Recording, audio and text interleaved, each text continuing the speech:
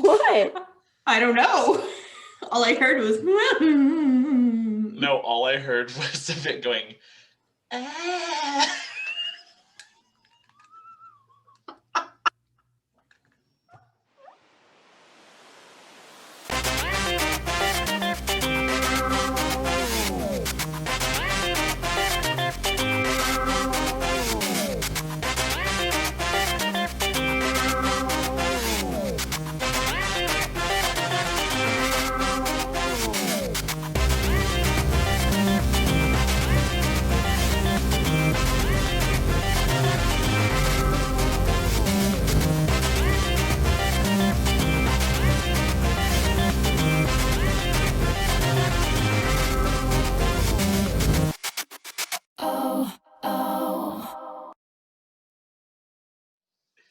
So welcome back for our next episode in Intrigues of Etter Isle. Last time you spent a little bit of a very special occasion known as Parents' Feast, where you got to say goodbye to a few fair, long-lost loved ones through a very kind conversation between Voxel and Asira.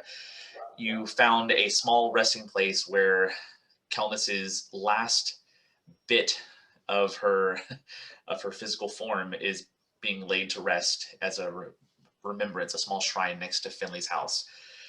Trying to set up an ambush or trying to find out what is inside of Finley's house, Voxel got a little spunky and showed his polymorph skills and ended up collapsing in the front door. So now you have lost entry into Finley's house for the foreseeable future. And that kind of spurred you to decide that you needed to change locations and abandon Knuckles Nook. Trekking a few days' journey into the Deadwoods, you uncovered a few strange items, including some ritualistic bones scattered about, a artistic goblin with skittish nerves, who Finley had frightened and scared away with her, frightening, intense stature. Physical prowess. Raystrom, you luckily uncovered a hidden box, a small cache containing a condom-shaped like box, or condom-shaped like pouch full with powder. And further on traveled until Q vanished from sight in front of you and magically disappeared into this descending, cold, cavernous landscape that Voxel, discovering that it was an illusion, used Dispel Magic to dissipate the fields and trees that you had thought you were traveling as you were approaching the southern end of Lakota, and found yourselves in another cavernous tunnel that leads downward into the Zaget. Very reminiscent of your time spent in the bottoms underneath Fairwind's Folly. Q, a few paces ahead, found that she was also in a chamber lined on all sides by glowing red occluded eyes that belong to all of these missing chromatic dragonborn that sit motionless as they lean, seated, backs against the wall. And that's where we're going to pick up. So Q, it is cold, it is dark. What are you doing? Q is going to, as stealthily as possible. Okay, so when she was running away and then did a 180 and started going back. So I guess she's gonna keep going forward, I guess. Right, so you're running back to basically where the group is? Yes, yep. I'm trying to get back to the group. So as stealthily as possible. So you're kind of walking, yeah. Can't run and be stealthy, so. No, yeah. Yeah, go ahead and roll your stealth check for today's session. What about for the rest of you? We just see that we're in a cave.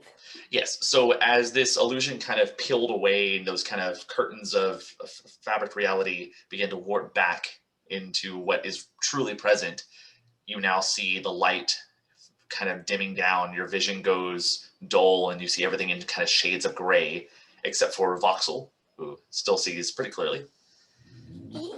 Oh yeah, I forgot. We have a new race. But ahead of you, where your friend had just run, She is not currently right there, but the tunnel does still descend a little further down. Guys, what happened? It got dark all of a sudden. Oh shit, oh shit, oh shit, oh shit, oh shit, oh shit, oh shit, oh shit, oh shit. You hear Really? you hear in the echo, oh shit, oh shit, oh shit, oh shit, oh shit, oh shit, oh shit, oh shit, oh shit, as it just travels. Q, you hear that as you're running back, and at this point you weren't that far away, and Okay. you run back, and you are now reunited with the group. Okay. Shh.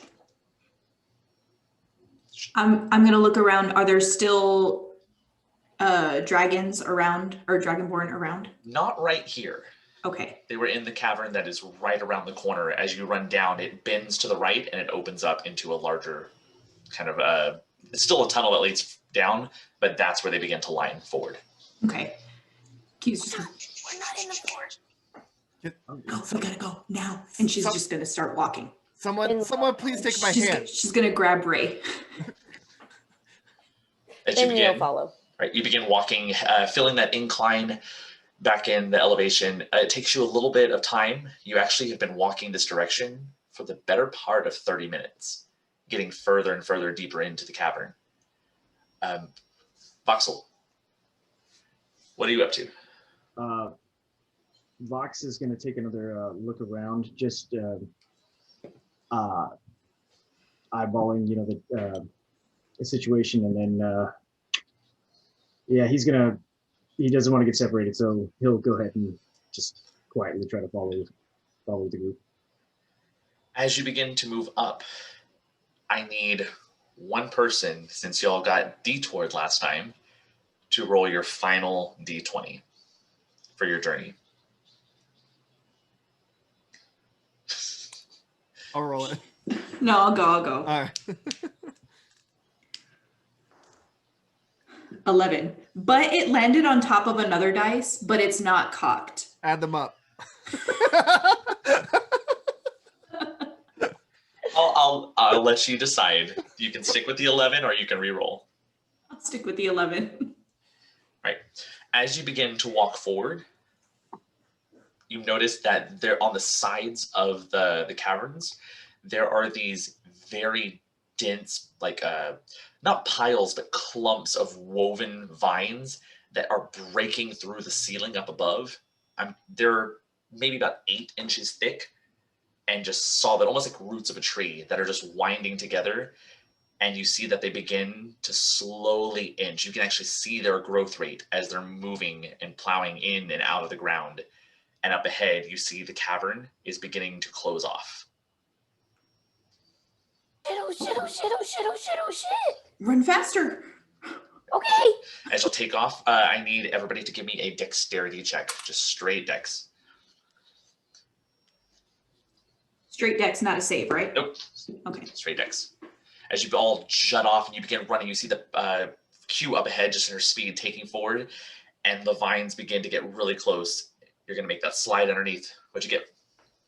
18. 18. Yeah, right under is kind of easily Indiana Jones kind of slide through. Do I need to roll at disadvantage since I'm holding on to Reestrom? Oh, are you carrying Raystrom? Not carrying him, but I am holding his We're arm or holding his hand. hands. I wasn't going to say it. I would say no, but Okay. you're probably not gonna. Well, you know what, Raystrom, go ahead and roll yours. I got a 16. Yeah, y'all would easily be able to get under at the same time. Okay. Hand in hand, you'll slide under at the same time. Yeah. Woo! You're my best friend. Yeah, you'll slide through. Voxel, what'd you get? Yeah, 1. Oh, yeah. Finley, what'd you get? 4. As you see, Voxel, you are running, you're in pace with everybody else for a moment, and you see your friends kind of pull slightly ahead of you, and you look down, and the short one is not with you, as her stubby little legs in the back are trying to keep up, and you pause for a moment to kind of go to get her, and as you get her hand and begin to turn, the vines slowly get about 3 inches from the ground, and then start digging, and you see that entranceway is just cut off, and you are now split with these huge tree trunk vines. Reestrom, can we cut these? I mean, I'm sure we can, but didn't you say we're not supposed to hurt anything here? I know, but we have to get them out. They're too thick to move. Finley, Vox, are you okay? We hear them. You hear a very muffled version of that, but yeah. Vox will send a message to Q and just say, mind telling us what's going on? You have to get out of there. There were about a lot of Dragonborn that were sleeping. Dragonborn. No, Oh, I not don't hear nice this. I don't hear Dragonborn. this. Never mind. Oh, okay. And I don't even know how long my message back can be. Just I forget it's like 100. It's like 120 words, like that. So it's Oh, Okay. give one of your speeches.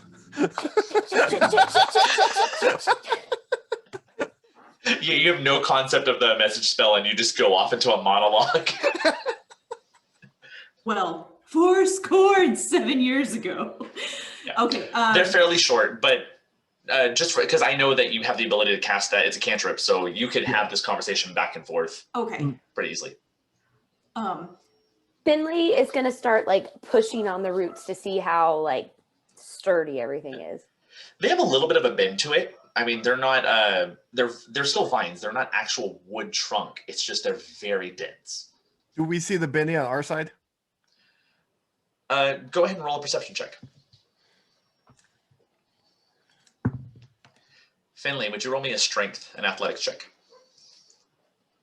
Which one? Athletics. Athletics, yeah.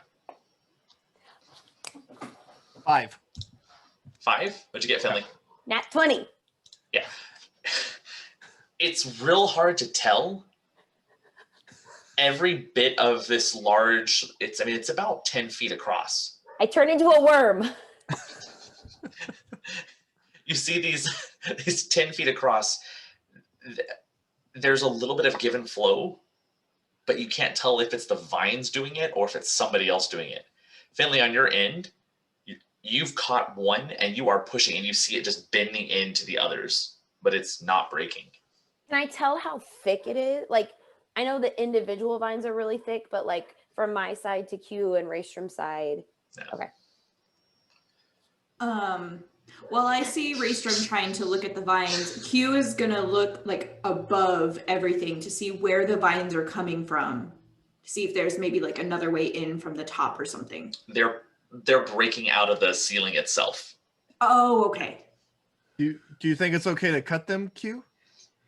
We have to. I'm gonna dig in my bag and pull out the knife I have that has like a serrated back edge. I'm just gonna start like sawing on the one of the vines. All right. Go ahead and give me an athletics check. You've been working out. You have a little bit of buff to you. 3. Oh, not working out no. Not working out. You did a lot of abs. Not the right It's move. the blade. The blade's dull. The blade's dull. No. What Vox, do we do? Fox. Vox will shoot a message to Q. Get back. Get way back. okay. Let's go. So Vox- just, okay, Okay. grab Raystrom, move to back, but also like to the side. That way we're like not in the direct line. Oh, is he doing what I think he's doing? I think he's doing what Vox- we're thinking he's doing. Vox is just going to kind of put his hand on Finley's head and just kind of like push her back and kind of walk back with her. Vox is going to try to get a good 20 feet back, 30 feet. And Vox is going to cast Fireball. 30 feet? What's your range? Or what's your damage range on Fireball? Yeah. Oh, really? Yeah. We're sprinting away.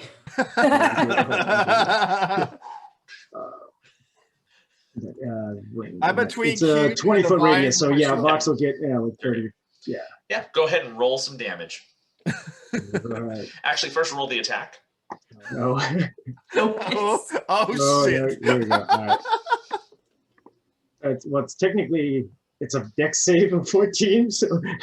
Oh yeah, I forgot. It's not an attack. It's just dex. Oh yeah, it has no dex. So Yeah. Yes. I know these roots are moving fast, so that's why. yeah, go ahead and roll the damage. Oh, so The vines that's have a plus 20. 30 damage. 30. 30 damage. All right, yeah. You see this large kind of moat of energy flowing in his hand as he throws it, and it's just this little pew, and it just erupts. On the other end, you see just debris flying your direction, Q, as you turn around, and it just shoots off like shrapnel, and then falls to the ground right behind you. Smoke and dust and dirt just fills the cavern, but you have broken through.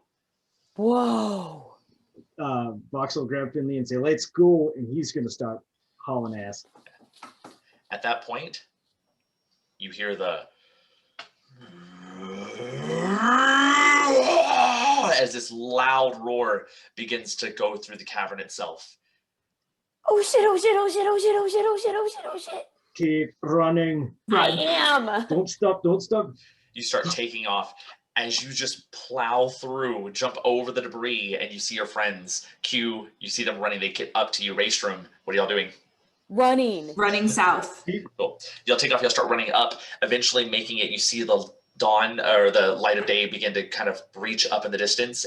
Everything around you starts to make sense as you can tell that you are in this large, blackened cavern. And all across the sides, you see just the scratch marks of talons. Thick, large, and deep. Wait, we're back in the cave? You're still leaving the cave. Oh, got it. But across this whole way that you went, where that illusion was, there are marks all the way across it.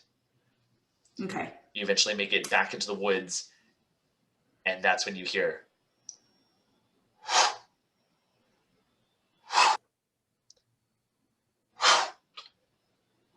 of these huge gargantuan wings.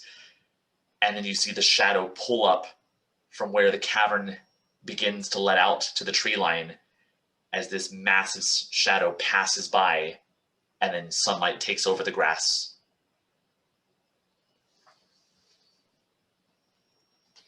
Let's keep running. What? None. Let's make sure it's gone first. That's what I think it was, right? I know what I think it was. What do you think it was? It was really big. It was a dragon. It was a dragon. We should go. Dragon, go. Mm-hmm. Look for any brushes or anything we can hide in. He's looking overhead. We gotta. I mean, there's a cavern right here we can hide in. Oh, He's no. not in the cavern anymore. Can we look for like the nearest like fallen tree or something like that where we can like Yeah, hide? go ahead. Everybody go ahead and roll your stealth check as you attempt to find places to hide. 19. 12. 28. 5. Q, you kind of run and you grab Voxel for a moment. Or sorry, you grab Finley. You had a 19, right? Mm-hmm. Yeah. And the two of you bunker down under this fallen large tree, and there's this a good number of bushes to kind of cover, and you kind of slide in. There's only enough room for the two of you to fit. Voxel and Raystrom both run and kind of back to back get behind rocks and trees and try as you all start scouting the air and looking around. There's enough of the trees to obscure your vision, but you still hear that roar in the air and that flapping of wings. Oh shit, oh shit, oh shit, oh shit, oh shit, oh shit, oh shit. Q, that's when you look up in the air and you see through some of the debris, this black blur, like quickly dart through one of the holes in the trees. Raystrom's gonna play with some sigils on his armor. He's gonna go invisible. Go gadget invisible.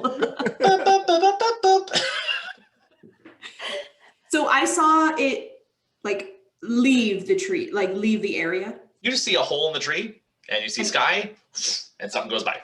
Oh, goes by. Okay. What are y'all Vox doing? is just Vox is basically just going to be on his stomach, like kind of crawling, looking for something. Should we keep moving or should we stay here? If we stay here, it's going to smell us, isn't it? Because it's. Okay, well Hey, then you, let's Little go. one, wee one. You're the one that knows this place best. Is this common? Do these guys just you bloody live here? Voxel, next to you, you feel this large hand grab around your face and cover your mouth as you begin speaking. And as you turn and you look, Asira's behind you, covering your mouth, and you see her eyes darting to the sky. And she just shakes her head.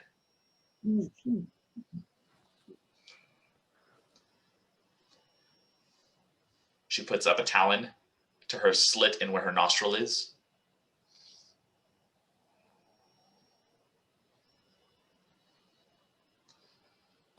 Vox will shoot him. Yeah, Vox will, since he's mumbled, he'll just kind of like mutter it.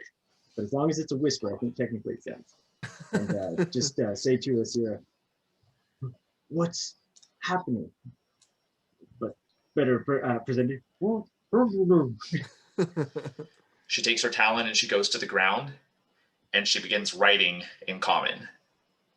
The message that she writes, you see the word smell. And this is all voxel, right, for you. You see smell, black dragon, large, danger, and that's it. Is Raystrom close enough to Voxel to see that? You're nearby, but not where you're reading the ground. Vox will look for any one in the group that he can the first person he sees out of them, and we'll just mutter basically that, and just it's black dragon, smell, large, dangerous.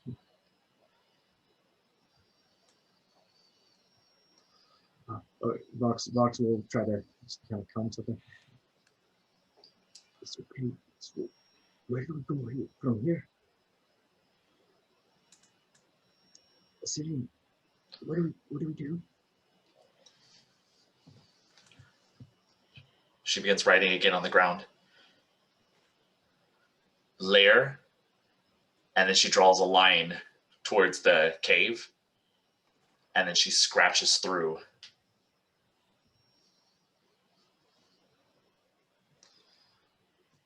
I guess we're not going that way.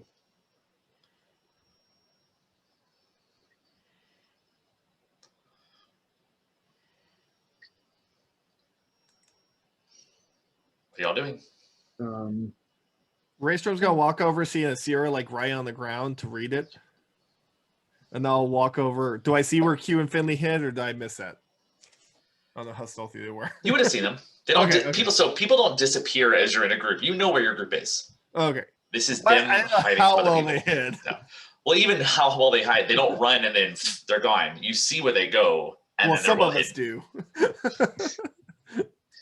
do. But I'll see what Asira wrote, and I'll walk over to Q and Finley's area, and I'll start writing it out in front of them on the ground. As you stand up and begin walking over, Vox will on top of the cavern up above, you see this tall, towering, massive, black-scaled dragon.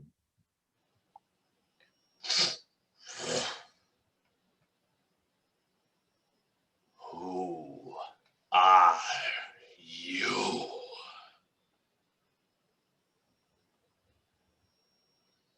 As it stares right at you, Raystrom.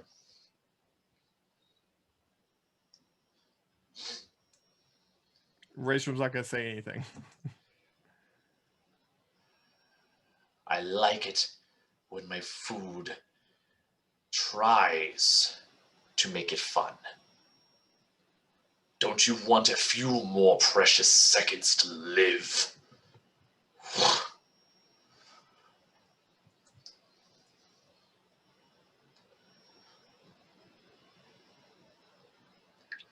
Why? Why did you dare enter my domain? You do not smell. You do not smell like my...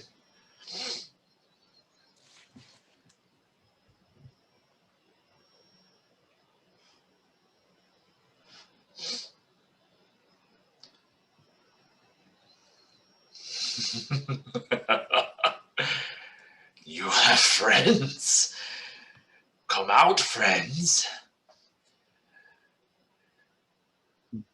Vox is gonna try to muffle what he's saying, but he's gonna try to shoot a message to Assyrian.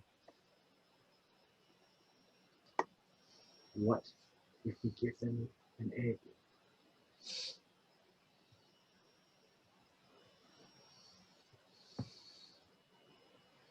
She doesn't respond.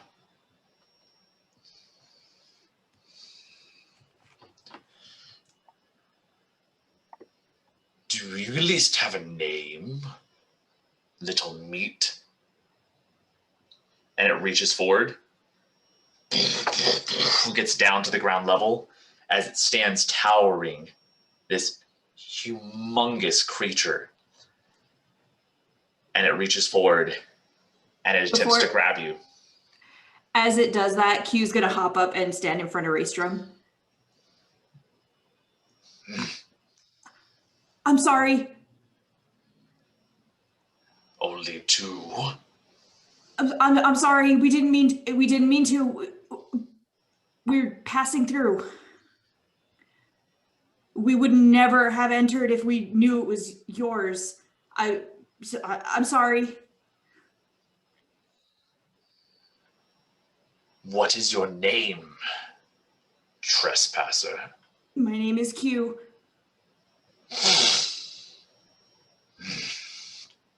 Q.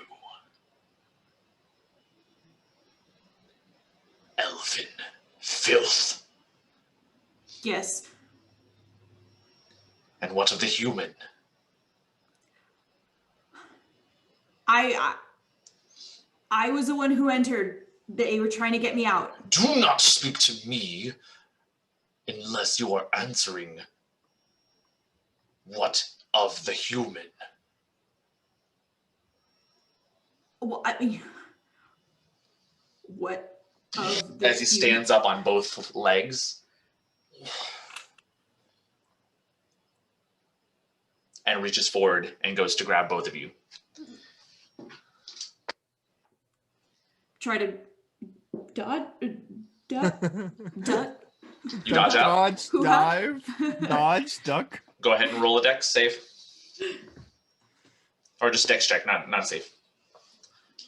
22. Or acrobatics, whatever you have. Oh, acrobatics? Yeah, you're just because you're That's trying even to better. get up. 25. 25. What about you, Raystrom? Are you trying to get up? Do I do that to any check? I'm gonna use Flash of Genius. And 16. 16. Yeah. As the first one goes straight and kind of the right arm goes and tries to get Q, and Q quickly just kind of flips over the arm. He swipes through and stumbles with the other one, losing his momentum, not even thinking that you would be that fast. And his left arm slips and he doesn't get the grab. He gets back on all fours. So, you do like to play. Let's play. No, we just want to leave. We just want to go. No! As he unleashes this massive black force that comes down at both of you. Everybody go ahead and roll for initiative. Oh, God. 18. Hold up.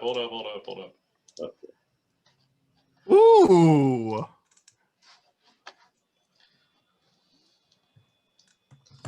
Let's see.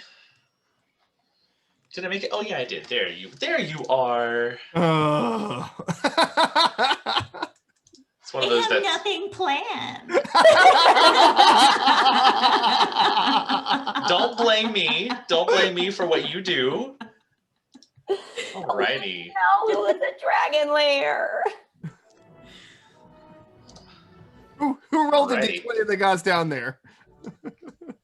Alright, so let's go ahead and get you right here in front. Sierra and Finley and Voxel. Why is Voxel not on here? I'm pretty sure he wants to be a part of this. He may not Hiding be. it really well. He's like, no, I'm good. I'm No. good. Well, we never had that much of a connection anyway. Bye. I'll Boy, pass. what's it, Mom? Dinner time? However, the two of you both tried to escape. Instead, you went next to him. Mhm. Alrighty. All right, so let's go ahead and get our initiative orders. That's Q. 14. Okay. It's going to be Vic. 5. Sorry, Finley. Still 5. Raystrom. 21. Voxel. 18. 18. Asira. 11.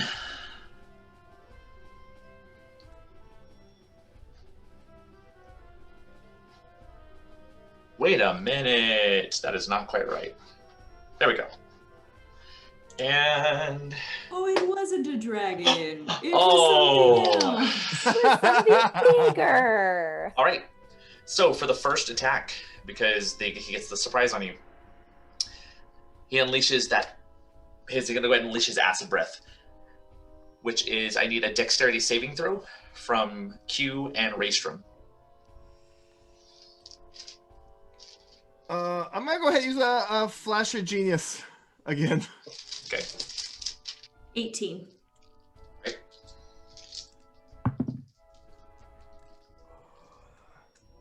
23. All right, so you both pass. So you're only going to take half damage. That's 12d8. Oh, 4, 5, 6, 10. 8. That is 40 points of damage, of acid damage, reduced to 20 You will actually take none of that. because you leveled up and you have evasion. So Yep. yeah, so that is 0 points of acid. So Raystrom, you dodge out of the way and kind of lay flat for a moment and do your little burpee movement, but the acid hits on the back and you feel the sting, but it's not as penetrated. It didn't get any of this flesh. Q, you completely hit the ground, roll, and then spring back up, and it just flies over you. As you see the large black dragon ready his first attack, because he is at the top of the initiative order. No, he's not. I lied. That's going to be Raystrom. You're first. You beat him by 1. Before that, can being hit by that breath weapon, can I use my reaction on my radiant weapon to attempt to blind said creature? You can't on this round because he ambushed you. You weren't ready for the attack. Okay. Let's see. So I am.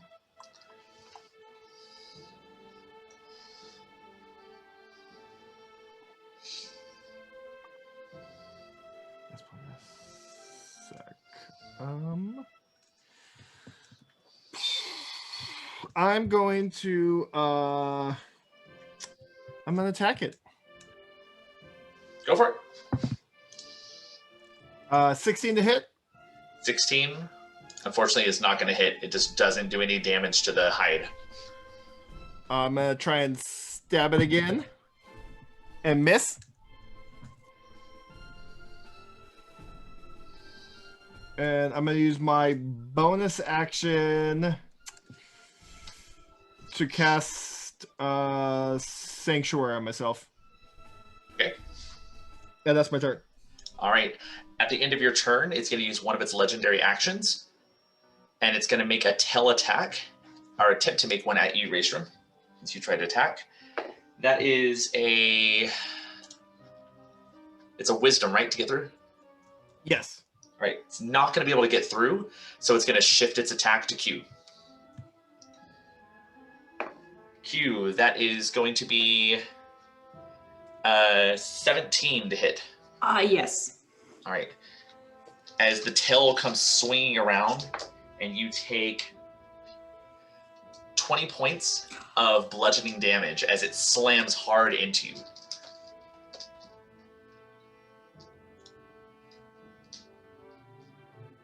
So that's the end of your turn, Raystrom? Yes. All right, it is now the Black Dragon's turn, as it's going to begin to make its Oh, I need a Q. Actually, I need all of you to go ahead and roll me a wisdom saving throw. As it lets off this massive roar again, and you feel this chill run down your spine. 19. 19, you're good. It was a natural 20. 19, so a 21. 21's good. 20. 20's good. 12.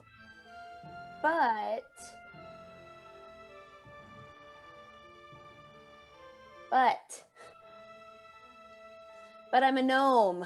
Hang on. You are a gnome, you're right. I think you're But at I'm a gnome! I think you're at You're not that adorable, advantage.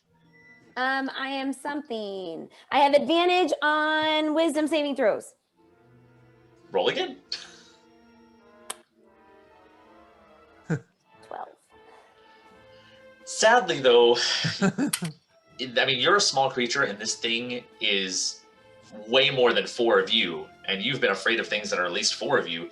This is massive, and that feeling of the roar shaking in your bones, you are now frightened of this creature for 1 minute. It's going to make its 3 attacks. It's going to attempt to make its first one over at Raystrom. That is going to break through. And that is a 13 to hit. Nope. All right. That was its bite. It's going to try to make its 2 claw attacks. A 21. Raystrom? For me, yes. Yep. Need to get my d6s out. Was that to break the sanctuary? He already broke the sanctuary. Oh, okay, got it. That is 15 points of slashing damage. Second one, that's a 21 as well. That is 14 points of slashing damage. As he goes to bite and the head snaps and you kind of duck out of the way and then just rakes across your back as you feel part of your armor collapse in and one of the nails just drags across your feet, your shoulder. And that's going to be its turn. That's going to take us... Yep, Can I use my reaction now to blind it? you can try. I think it's a... Where'd that go? Where'd that go? Where's the spearhead? I think it's a 15 con save. 15 con save? Yeah. That is a 6 on the die. Con 11 Constitution saving throw. But it's going to use one of its legendary resistance to succeed. And that's the end of its turn. That takes us to... it's going to be a Syrah. Actually, no, it's not a Syrah. It's going to take us to a Q. It should be Vox. Vox, yeah, sorry. It changed your name on here. Okay. Vox is going to look at Syrah and Finley and say, "Climb on," and he's gonna, really loud. And I'm going to use Sculptor of Flesh to cast Polymorph on myself. Okay. And I'm going to turn into a giant elk. A giant elk. Mhm. Alrighty. That's is a large creature? Yeah, large. No, sorry, it says huge. It is a huge creature? Yeah, huge. It's big. Oh! Yeah. Yeah, you match in size with this dragon. So you see out of the trees, just kind of shoves some of the trees, this large horned elk erupts out and is now staring in the dragon's eyes, just kind of look over at it. Vox is going to put his elkin head down to the ground, like almost like a ladder for Finley to climb on. Billy climbs up. You gotta wait for your turn. Okay. Okay. Is there anything else you're doing, Vox? Sorry, that's it. Yeah. All right, that's going to take us to All right, I guess get ready my action for when. I mean, if your purpose is you definitely want to assist her Yeah. to get up, then yeah. Okay, cool. You're basically readying an assist. Right, Q. Did we see that? Yes, you did. Okay. The world saw that. Okay, so Q is going to tell Raystrom that she's going over there, and she's going to use her bonus action to disengage and then run and hop on the elk's head and up on his back. Yeah, you can easily get over there and climb up. Okay. I'm going to put you over here for right now, so you're on top of the elk. Mm-hmm. Riding bareback. Yeah. Ooh. Anything else you want to do? I'm assuming my action was to get on, Nope. correct? No? Okay. Or And your then movement. I guess for my action, I will ready an attack if something comes within range of me. Okay. Anything else you want to do? That's it. All right. That's going to take us to Finley. I think it's a Sierra. Yeah, sorry, yes, it is. Asira is going to go into a rage. Actually, no, she's not. Because you are right there. She's going to run forward to the dragon. 10, 15, 20, 25, get right there. Go into a rage as it erupts, doing just a little bit of damage. And then she's going to make her 2 attacks. First one. That is going to hit, doing 6 points. Second attack is going to miss. So that is a total of 12 points of damage. However, as she strikes, you see these sparks as the impact goes in. You hear that clang of her flail and just slamming into the hide, but it does not seem to face the dragon at all. And that's going to be her turn. Josh will get right there. All right, Finley. Sorry, I went away. Okay, I am going to use my movement to climb up on Vox. Okay. And I'm going to use my bonus action to cast Hunter's Mark.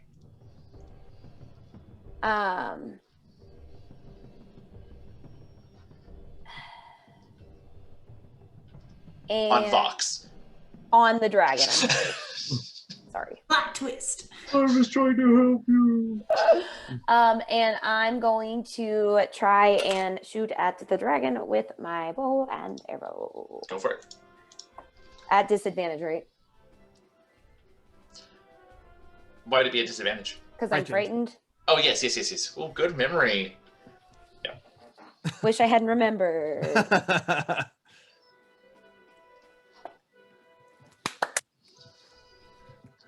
So even though I rolled a nat 20, I don't get to use it. No. That's okay because the other one was a 19. Oh, I thought you were gonna say the other one was a nat 20. No, Yeah. so is 25 enough to hit? That'll hit. It's been a whole week since we've done this. Damn.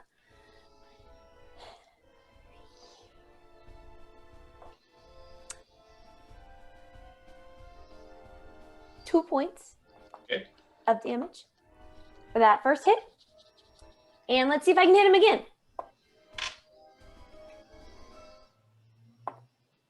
Oh, okay. What about 18 to hit? 18, unfortunately, will not hit. Okay. That is all I've got. All right, go ahead and roll your save again. So wisdom save. 6. Unfortunately, you are still afraid of that creature. It is going to use one of its legendary actions It's going to spend 2 of its legendary actions at the end of your turn as it begins to beat its wings, and you feel this maelstrom of wind start to echo out, and everybody starts getting hit, and you feel your bodies begin to topple. I need everybody to make a dexterity saving throw.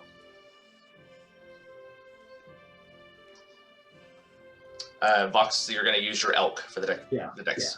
Yeah. So, all right. 21. 21, you're good. 8. 8. So I'm gonna roll that mad 1 on mine. 6. Oh, it's an 11. 8 and 11? And 6? All right, so Q, you feel this strong wind hit, and you just begin to like push through and kind of go with the breeze itself as you feel the elk toppling over to the side and Are my falling. thighs strong enough to stabilize the elk? Your thighs can't fit around this elk. It is humongous. Try harder. It begins to fall, and you begin like doing the like the legless run up the side of the Oliphant, and you are on top of it. You are not prone. Everybody else, you are prone. I'm not going to cause falling damage on top of you because you were on its back, so you're good. But Raystrom, you are prone on the ground as well. So Finley is prone, the elk is prone, and Vox is prone. Q, you'll take no damage. Everybody else, you're going to get 2d6, which is 11 points of bludgeoning damage. Do you see as Finley or for both of us? That's for Finley, Everybody. Vox, and Raystrom. Okay. 11? All right. We are back. Everybody but Q. At which point, those wings, as they begin to hit, you see it begin to lift up in the air, and it starts flying and hovering 40 feet above you. Can I take my opportunity attack? You're prone, so you can do it at disadvantage. I'll do that. I'm gonna miss. All right. That takes us back to the top. Raystrom. I'm gonna use half my movement to get up. And I'm gonna use my action to cast Cure Wounds on myself at level 2. Okay.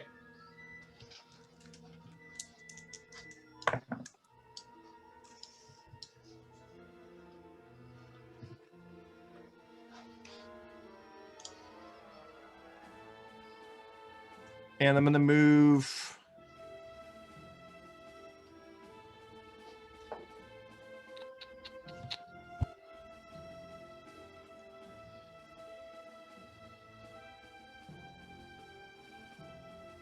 I'm gonna move down behind the tree because I think I have enough movement to get there. Yeah.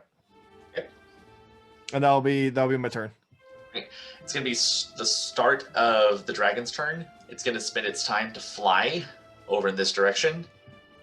It's going to land right here. And it steps forward and goes over towards Finley. A little snack before we begin. Where have you been hiding? And it's going to make its 3 attacks at Finley. First attack. Ooh, only a 2 on the die. I don't think that's going to hit.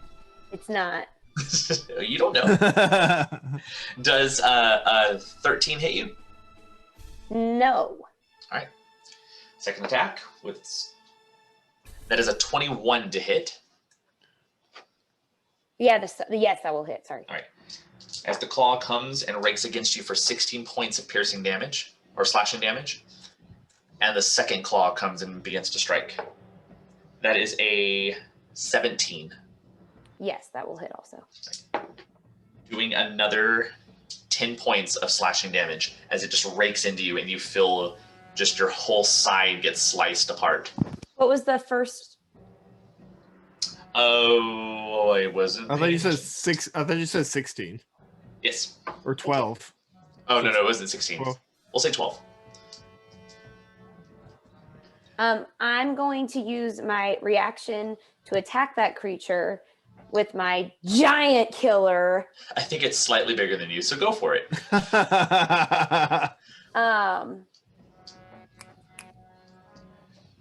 It's right there on top of me, isn't it? I mean, Okay. you can't be double disadvantaged, so it's okay. Yeah. I am. I'm a no.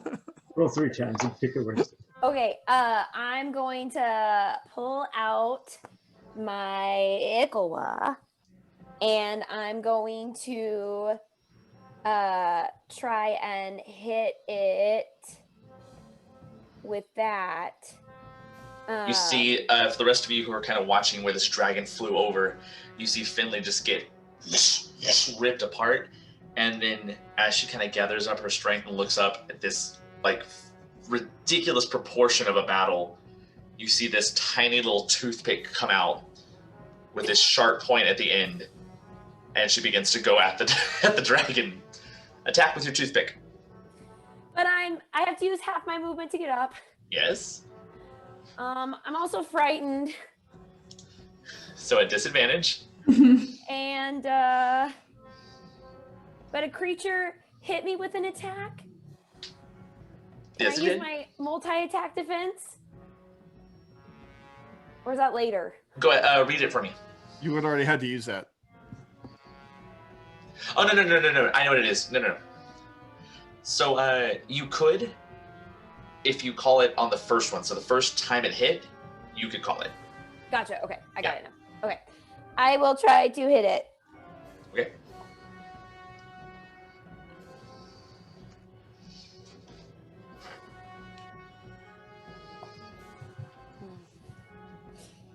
Seven. 7 will not do. I'm gonna try again. Oh wait, no, that was just my reaction. Yeah, Never mind. you only Sorry, get one for the reaction. All right, but that is its turn. That's going to take us to Q. Fox. Vox. I keep doing that every time. Okay. Oh, I'm still laying down. I forgot. It's not my turn, so I can't use my movement yet. Sorry. No, yeah, you're That still was all down. just reaction. My bad. Vox is going to use half his movement just to get back to his feet. And he's going to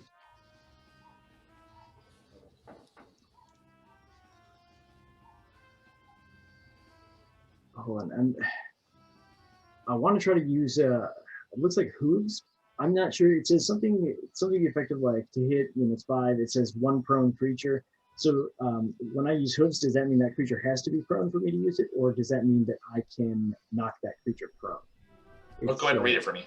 It just says hooves, melee weapon attack, +6 to hit, reach is 5 feet, 1 prone creature, hit 22, or it says 48, bludgeoning damage.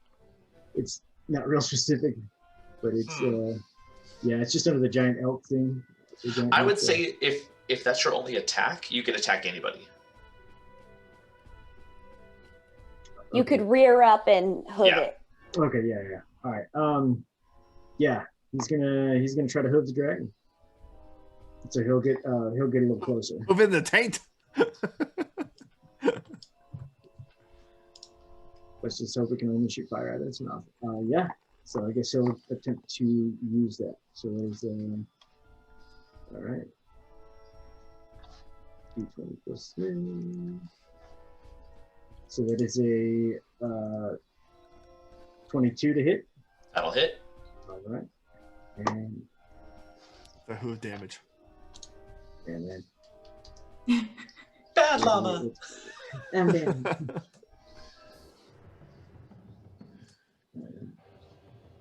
it is dice roll. Sorry.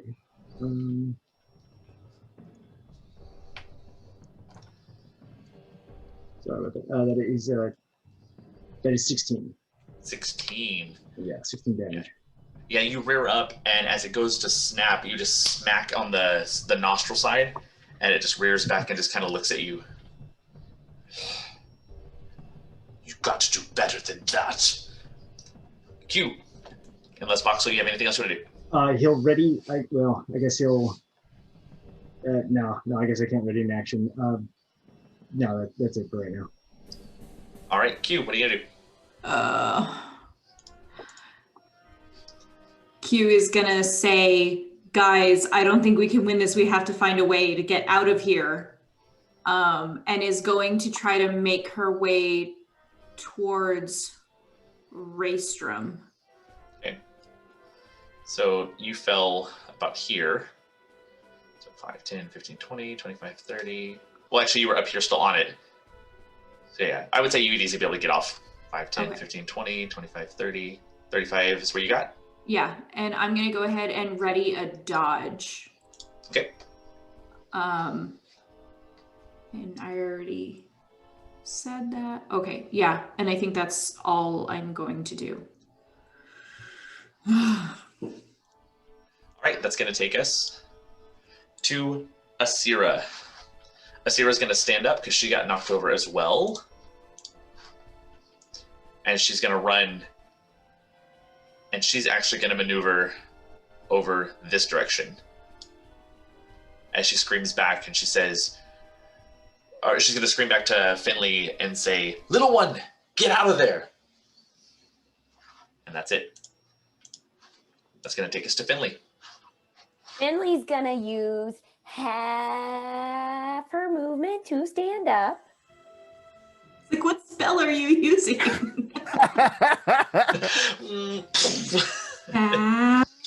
Half movement. And then I'm gonna use my action to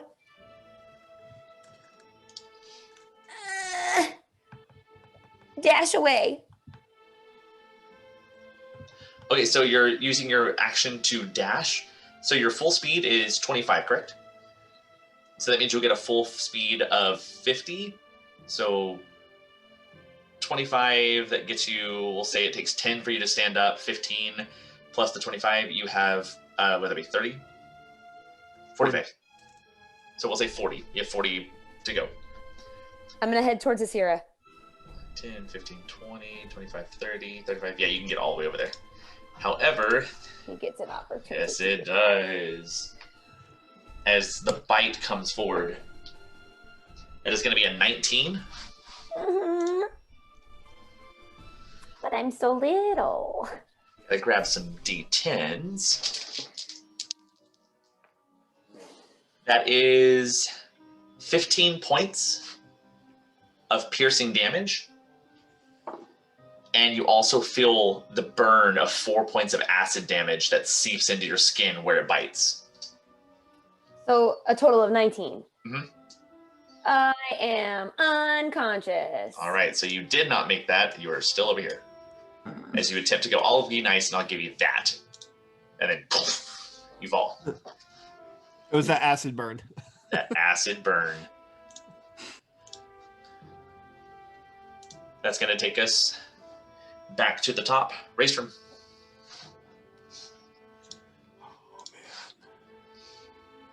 I'm gonna cast Cure Wounds 2nd level on myself, and I'm gonna move.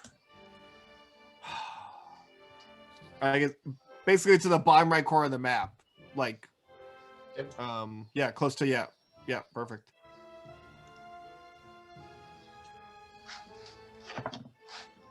Anything else you're doing? Nope, that's it. All right, it is the dragon's turn. Man, it has been trying to get its breath back, but it just is not getting it.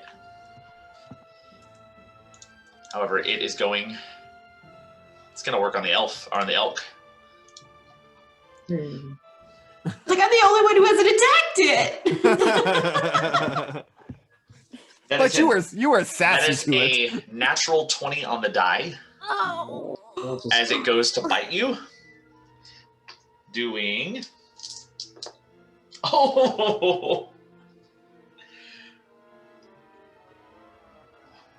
What is it to hit? It was a nat 20. Isn't that 20? 42 points of piercing damage. Oh. And only 2 points of acid damage.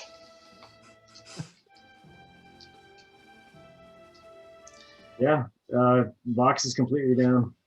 Now remember, The elk is the completely elk is down, yeah. Completely down. So that means you revert back to box form. And does that, like, as far as health goes, that goes back to what I had originally? Okay, cool. It carries over. So whatever you ended up, whatever, what was the elk's HP? 42. 42. So you would carry over the damage that's left over into Vox. So just those 2 extra. That little burning Yeah. sensation. However, it has 2 more attacks to make Oh, as it goes to make 2 claw attacks. That is a 27 on the die. oh. 7 on the die. 20. Not 27 on the die, but 27. I'm rolling with D100s. That's 12 points of slashing damage. Second one, another natural 20. Dude. Oh my gosh. It's with the claw though, so it's not as bad. Doing 24 points of slashing damage. Oh, okay. As you, Raystrom, you kind of look as you're waiting for your group. You turn, hit the wall, look behind you, and you see the elk kind of rear up, and the mouth just chomps down on the neck of the elk and just picks it up slightly and slams it to the ground. And where this large creature is lifted, it slams and shrinks instantly into the small bluish tiefling that looks up and then just gets slashed across and rolled on the floor and is just bleeding profusely on the ground.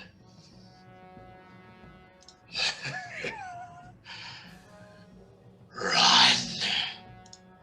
And that's his turn. It's going to take us to Vox. Ooh. Obey. Man.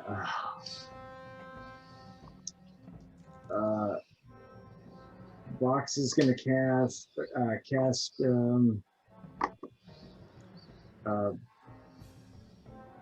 Blade Ward on himself, and is going to he's going to attempt to run towards a Raystrom, which is he's got Okay. 30 feet. It's going to so, swipe and make another bite attack against you. yeah. Oh shoot! Yeah. That is an 18. That hits. Okay. And I do have resistance on this if it's bludgeoning, piercing, or slashing. Yeah, it's piercing, so you'll have resistance. That is...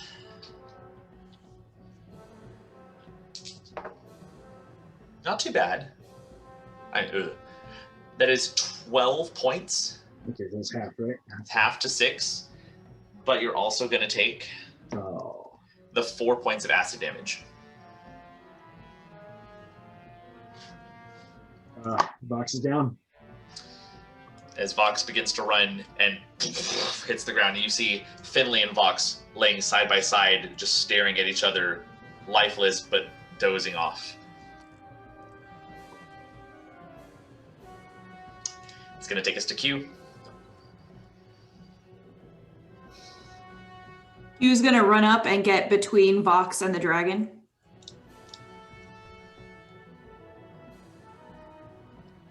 And is gonna say, please, just let us go. You've made your point. We were not welcome. We made a mistake. Please just let us go. And is going to ready a dodge. Okay. That's going to take us to Asira.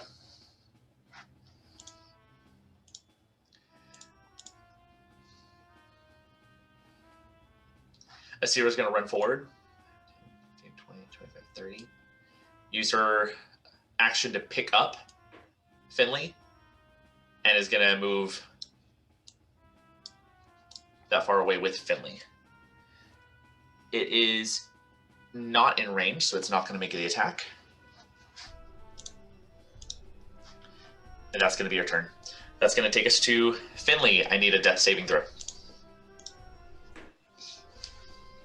Nat 20. You will stabilize. As you come to consciousness and you see you're held by this, you don't see the image of who it is, but you can tell it's this female dragonborn, and you're floating just lightly through the air as you feel the breeze hitting against your face, was all a dream. It's all a dream. This is your You dragonborn were friend. there, and you were there. It's a nightmare. That's going to take us back to the top. Raystrom. I'm gonna use as much move as I can to get close to as close as I can to Asira. That's 30. And I'm gonna tell her I'll take the child. And that's my turn. All right, that's going to take us to the dragon. Is it? Yeah. Yep. The dragon Right. looks down at you, Q. What are you going to give me for your pathetic life, elf? And then it's going to go in, it's going to make it snap at you. Okay. At disadvantage, right? Because you're... Yes. Is an 18 going to hit? Yes. Right.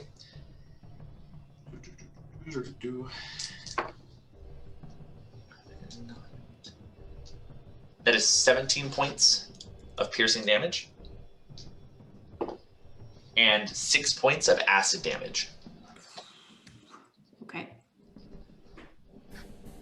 And then it's going to make its 2 swipes with you with its claws. Okay. Still at disadvantage.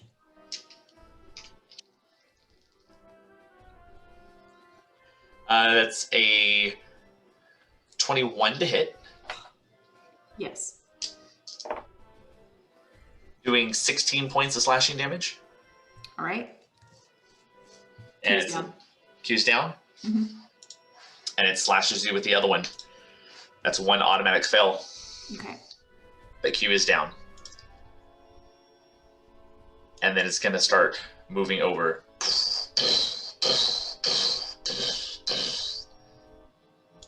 Right there. That's going to take us to Vox. I need a death saving throw. You know, I'm not using. I am not using D&D Beyond right now. They Hasn't been very nice to you. I'm going, Not a sponsor. No, it's been beating up for like 2 weeks. All right, here we go. Oh gosh, it's a 7. All right, it's 1 fail. It's going to take us to Q.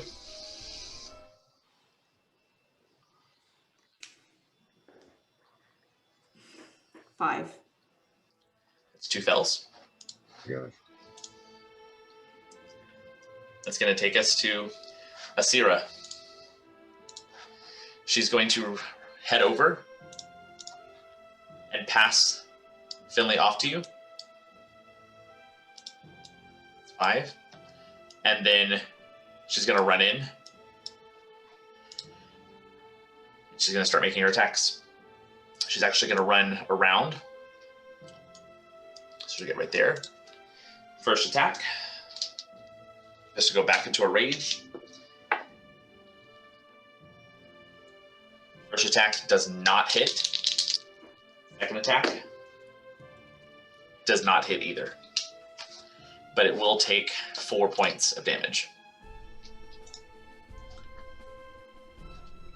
That's going to take us to Finley.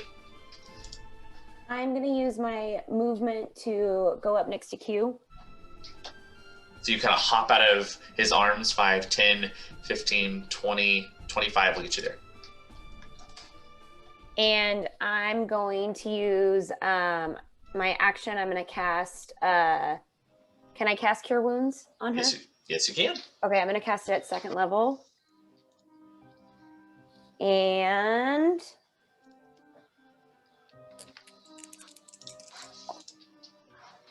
eight hit points.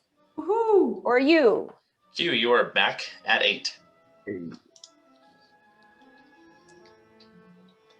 there anything else you want to do, Finley?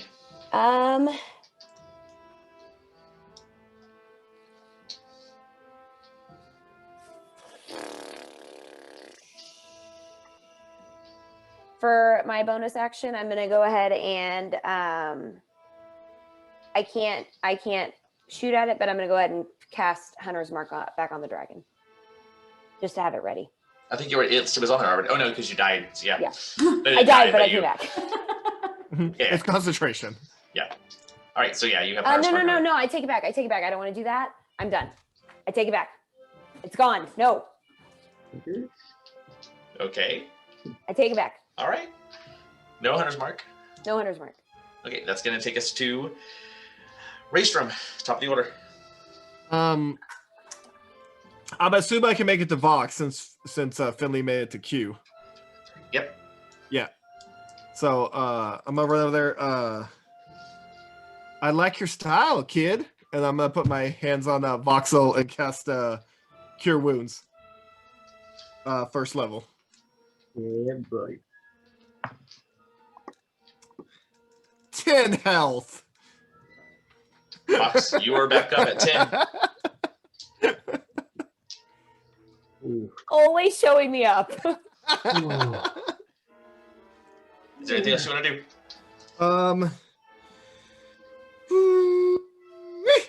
Nope. That's it. You've done enough. It's fine. All right. It is the dragon's turn. It does not get its breath weapon back.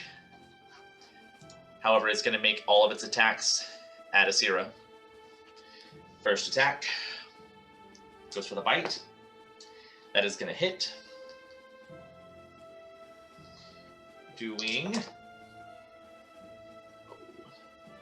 17 points of piercing plus 3 points of acid. Piercing does get reduced. Second attack, bite, or sorry, slash, natural 1 on the die. Third with the claw. That is a 22 to hit. That is 5 points, nope, 11 points slashing, reduced to 5.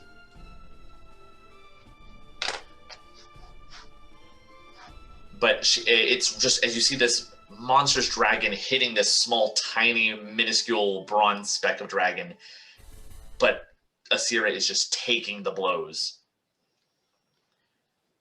That's going to take us to Vox. Vox is going to cast Eldritch Blast on the dragon.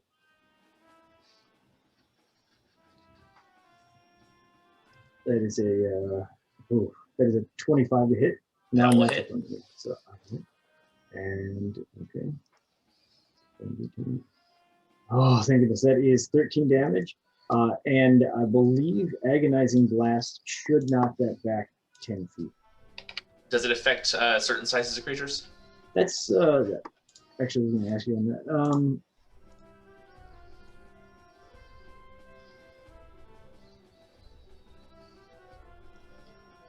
It doesn't does not appear like it makes a difference, like size. So Okay, that's fine. So it hits it, and it's going to go 10. However, that is going to push it right onto Asira. oh no. So Asira is going to try to get out of the way. That is a natural 20. So I'm going to say that she rolls Oh, over and avoids the body. But she's right there next to it. Swipes him with her talon. Nope. Nice try.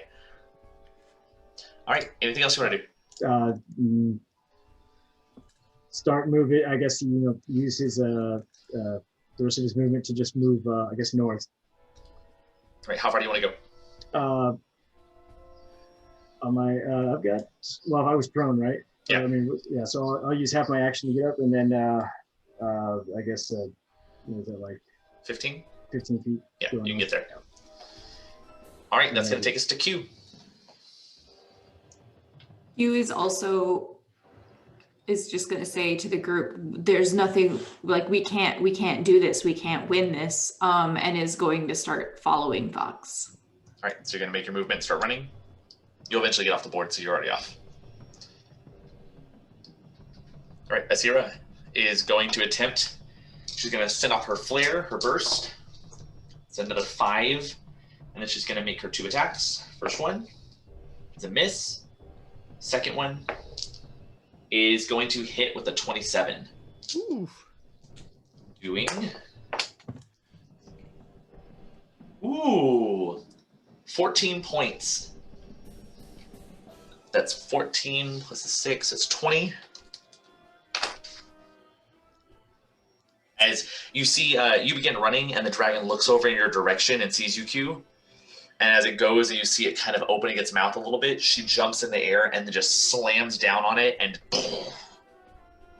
sends it right back and just staring back at her. She has its attention. That's going to take us to Finley. Okay, Finley is going to use her movement. No, she's going to use her.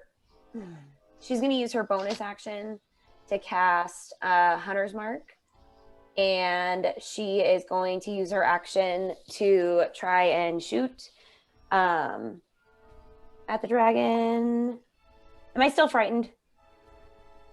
Currently, no, because, well, actually, yeah, I would say you probably are. Okay. You know what? Go ahead and do another save. We'll make this fun. It killing you made you less afraid of it. Yeah. Did that wear off because I died? So You go ahead have and no roll, fear now. roll your wisdom save. It can't kill me again. 13? Yeah, you're afraid of it. Okay. So I'm going to shoot at disadvantage. The first one was a 6. The second was a 10. 16 to hit. Nope. Okay, I'm going to try again.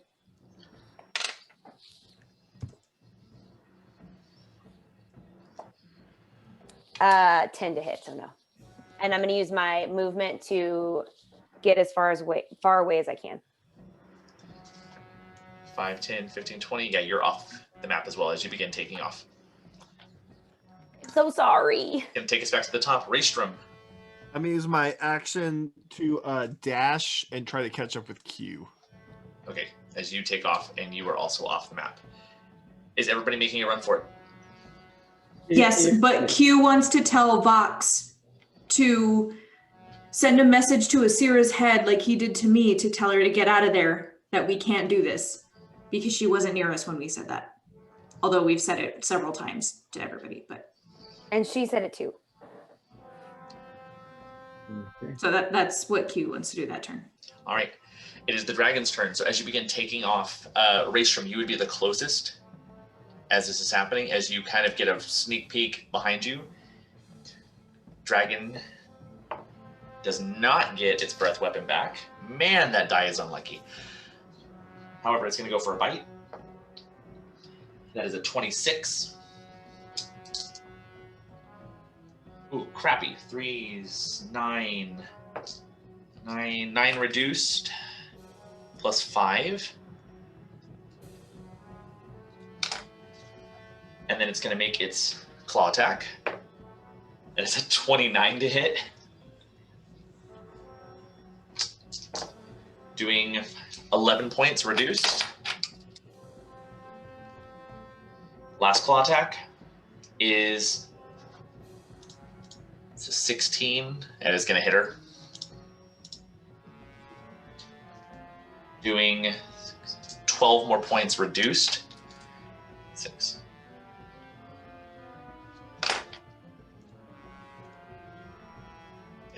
She's still standing, but she is hunched over and looking really, really bad. That's going to take us to Vox. You going to keep running? Vox will shoot a message to Asira and say, do whatever you can to get out of there.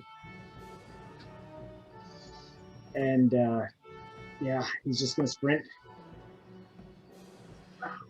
The message goes through, and you get a real quick response.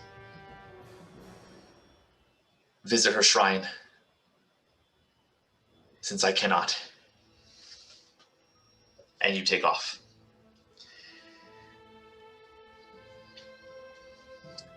That's going to take us to Q. Are you running? Mm-hmm.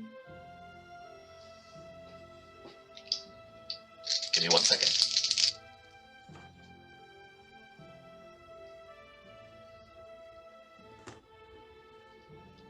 Okay.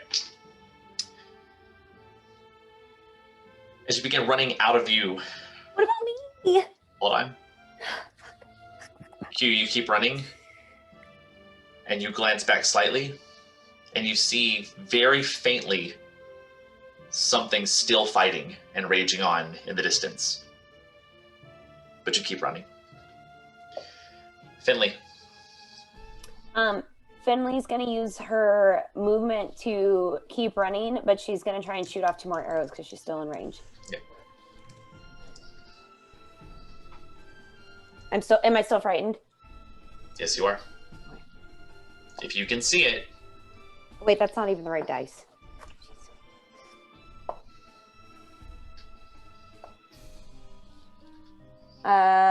15 for the first one won't hit. Shit. 8 for the second one. No, unfortunately, they both fly wild and you continue running. Go ahead and roll another wisdom saving throw. 1. Raystrom, are you running? You're muted. I'm dashing. Okay. I'm dashing and dashing. I'm dashingly dashing. You're dashing dashingly. Party in flight response starts moving towards, as you continue running, a little bit southwest, heading back towards the Deadwood.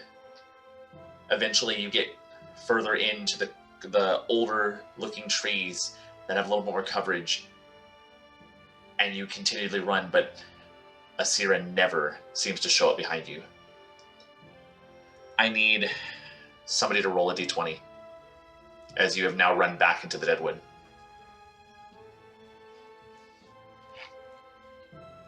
Who's rolling? 17.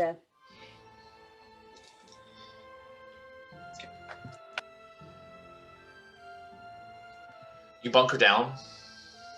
There's a small alcove into the hillside, and backs pressed against the stone, heavily breathing, but trying to stay as quiet as possible. You bundle together, shaking and shivering as you feel Finley's body almost convulsing near your arms, Q.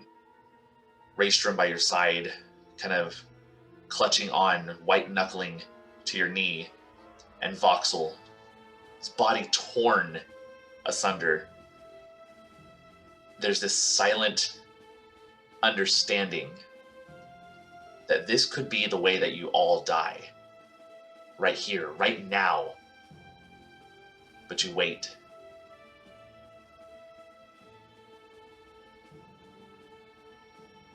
Nothing.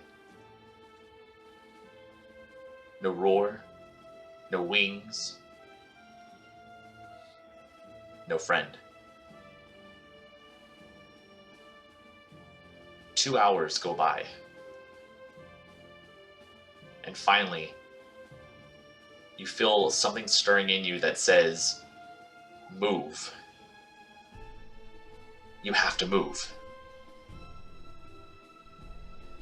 And that's where we're going to go ahead and stop and take a break so we can reset, rethink, and we'll come back in and we'll see what happens. As you made it out of the cave, but you've backtracked a little bit. Nicely done, people.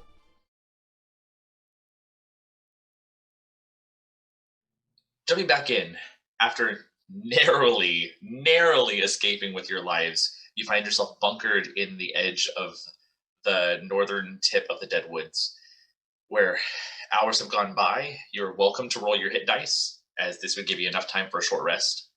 But there has been no sighting or sound of a dragon or a dragonborn friend. What would you like to do? I'm gonna roll my Roll some dice. just a second. Roll my dice. I already did that.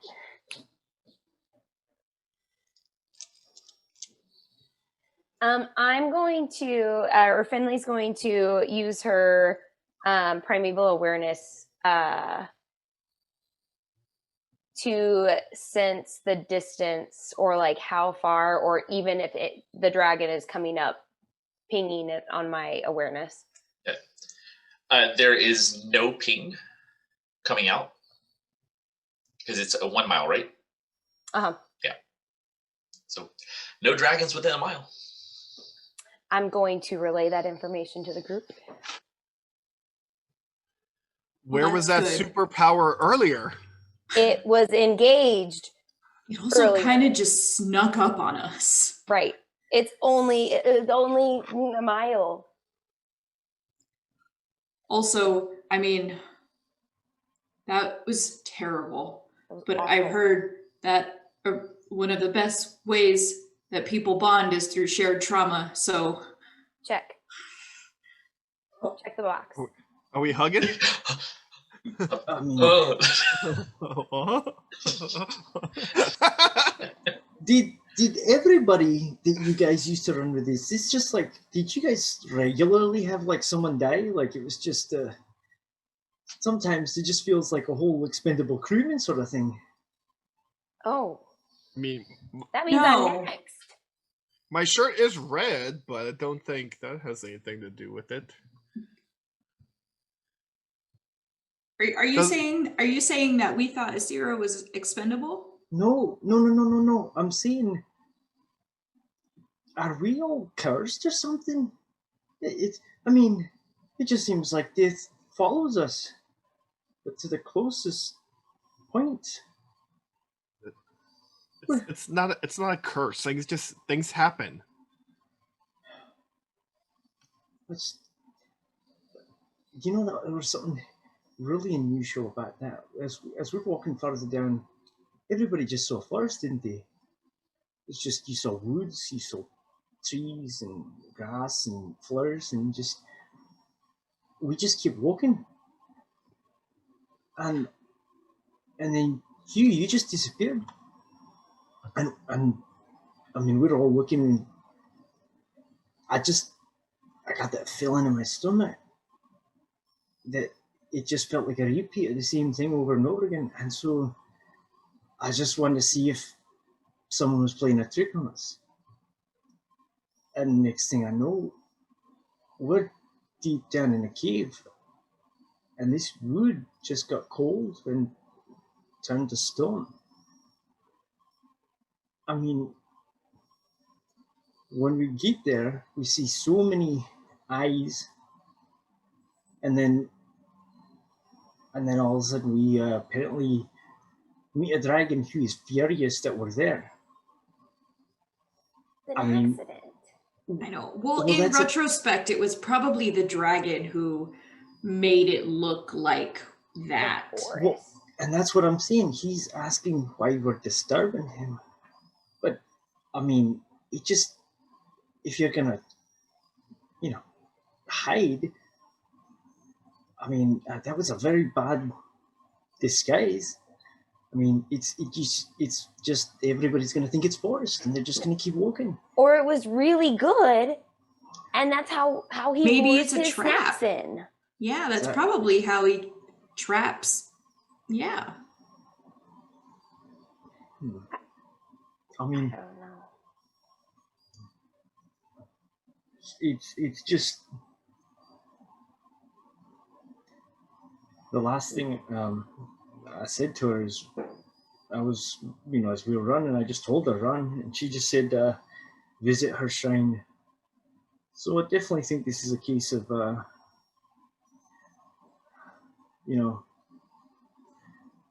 well, I think this just means that we've got one step closer in our friendship with Kay. I mean, thank you guys. I appreciate you all looking out for me, little one, and the fact that you were such good friends with Kelnis that even her mom felt like family. Yeah. It's a good feeling. Well, if someone stands behind you, you protect them. And if they stand next to you, you respect them. And if they stand in front of you, you watch your back. That's just how a family is. Yeah. Raystrom, for a human, that was very well said. I mean, I'm gonna I've pat him on the forearm. Hey. They'll get armor down there. On the forearm. The forearm? How low do you think my arms hang? I'm Okay. not that short. Thanks, Finley. I appreciate that. Box is gonna kind of and just like a very, very tired smile. I'll look over at Finley and just say, "Look at you, wee one, fighting a dragon. Did you ever think you'd be doing that? Did you see No. that?" No. And you know what? They are beautiful, but they are dangerous, and they should be observed with caution. And you know what else?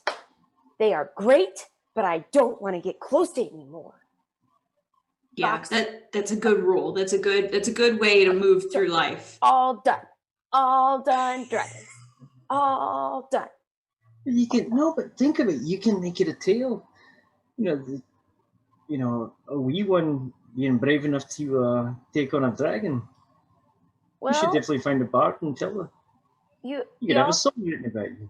I mean, you guys took care of me, so it was terrifying, and I was shaking in my boots, but I felt like I needed to take care of you.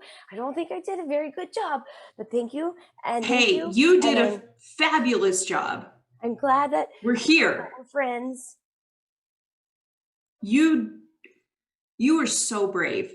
I mean, you were shaking, and you wouldn't even look at it. But man, you just kept on, just letting them loose. You're so brave, and you're so small. You did a good job, and we're all here because of you. Not really. Well, I mean, Thanks. you made me feel better, and that inspired Raystrom to make Box feel better. We wouldn't be here. I hope Asira's okay. I don't think she is wee one, but I don't think she is, but I don't sense the dragon either. I feel like we should try and go find the eggs. Do you really want to get Nope. close to the dragon's lair again? Nope. I Nope. would love to have the eggs, I but would hate for all of the effort to go to waste, and I will follow y'all if that's what you decide to do. Very nervous. as much as I really want the brass dragonborn to live on, I can't see a way for us to get the eggs and make it out alive. Can you? Well, I mean, I can sense if there's a dragon within a mile. It just was so fast. It is. But if it's Those not wings. there and we could get the eggs, could we take the egg? We can't go back to the Zaget.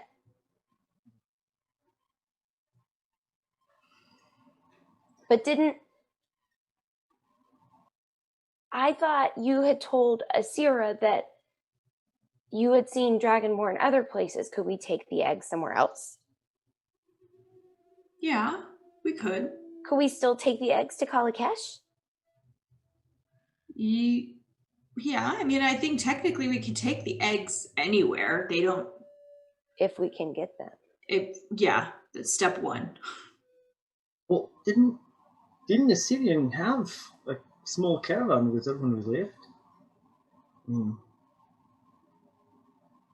Oh boy.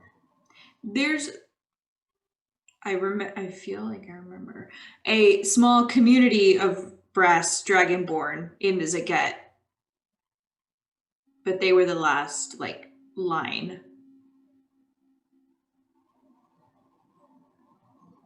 Now, Asira had a tail. My friend didn't have a tail. Your friend didn't have a tail.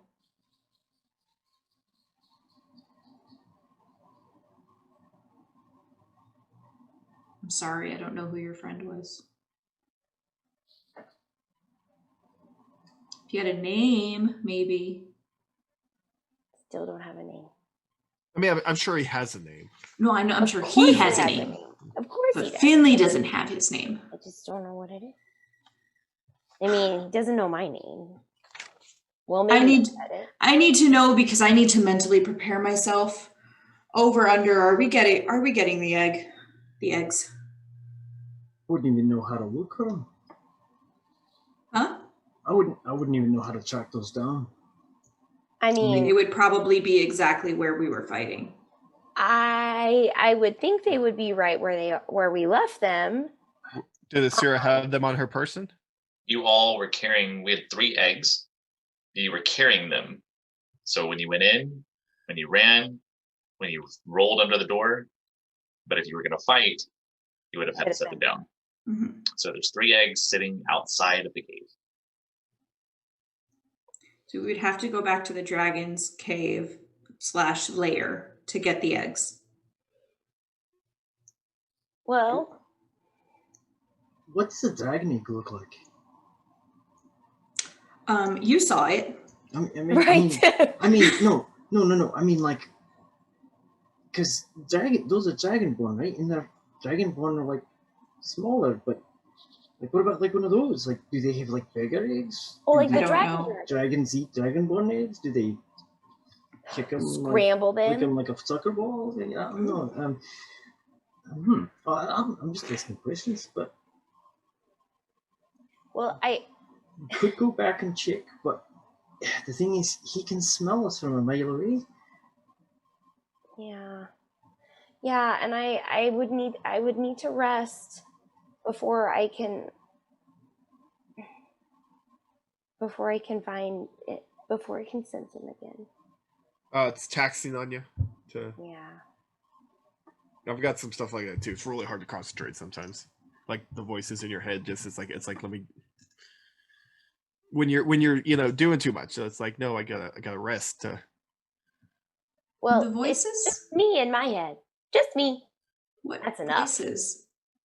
Well, like from all the spells and stuff when you're doing magic, it's like, I'm trying to do magic, but it's like my body needs to rest to be able to do it again. Yeah, because I'm tired, not because my other consciences, consciences, Consci.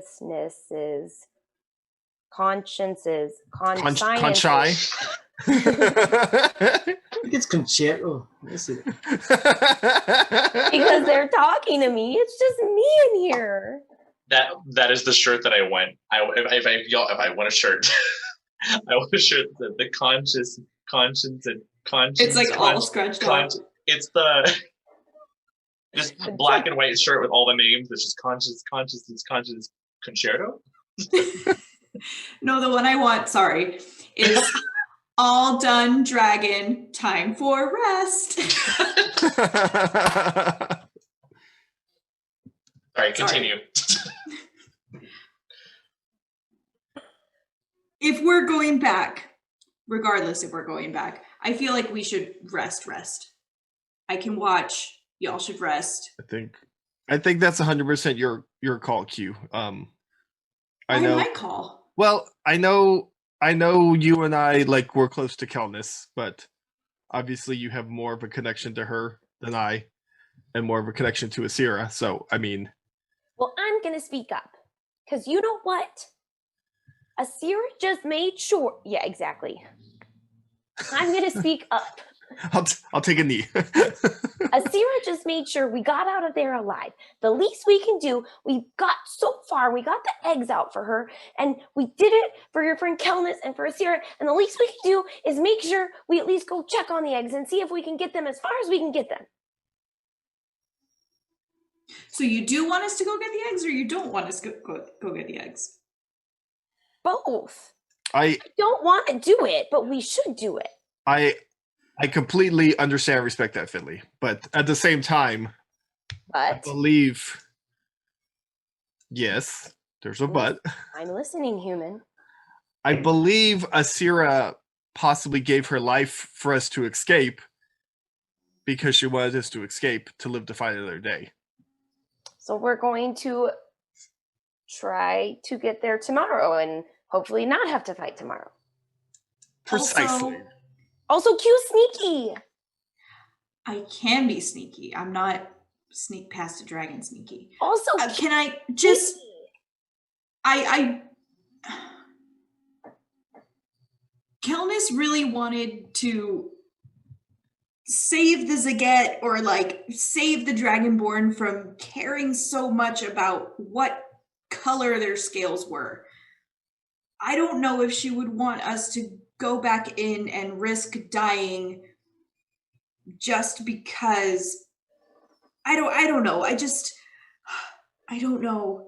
And I feel like if Asira really wanted us to get out and if she fought so that we could get out, she would want us to just get out.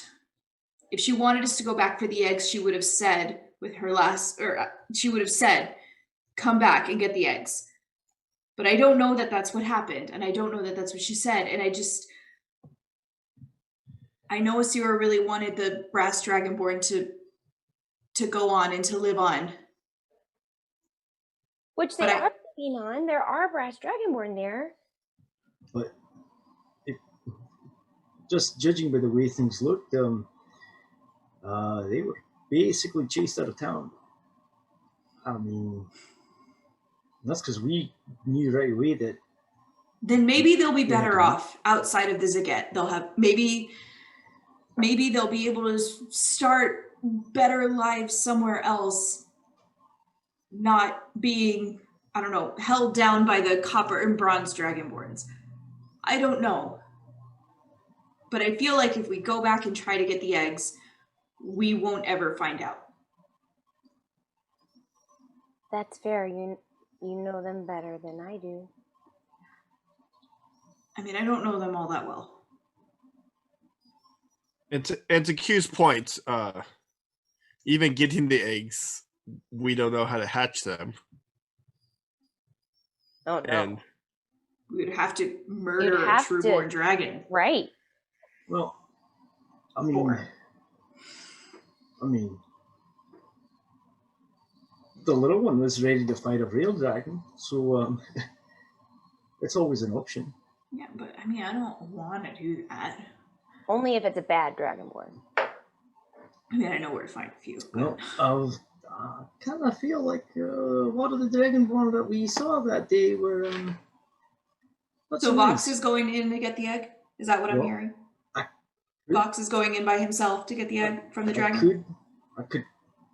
I mean, I can get something with a little bit of speed, but I mean. You know what? I It's don't getting a necessarily little have a bit good grip for stuff. It's getting a little bit tense right now. You know what I think we should do? I think we should all go to bed, and I think we should look at it at the light of a new day. And like the new day sunlight will make everything more clear. I think that's a really good idea. I'll take first watch. Good night. As Finley goes and forces herself to be asleep. Pretending. The rest of you get off to your own little spots to bunker down. It is a cold night. No shelter, no fire. But Q, you stay awake. Go ahead and roll me a perception check. Wow, that's a good roll. Perception? Mhm. 24. No, 26. Sorry. Seems very quiet, very calm. Night goes on and nothing seems to disturb you. I'm gonna sit close to Finley just to kind of like create a little bit more body warmth so that she's not super cold. Okay.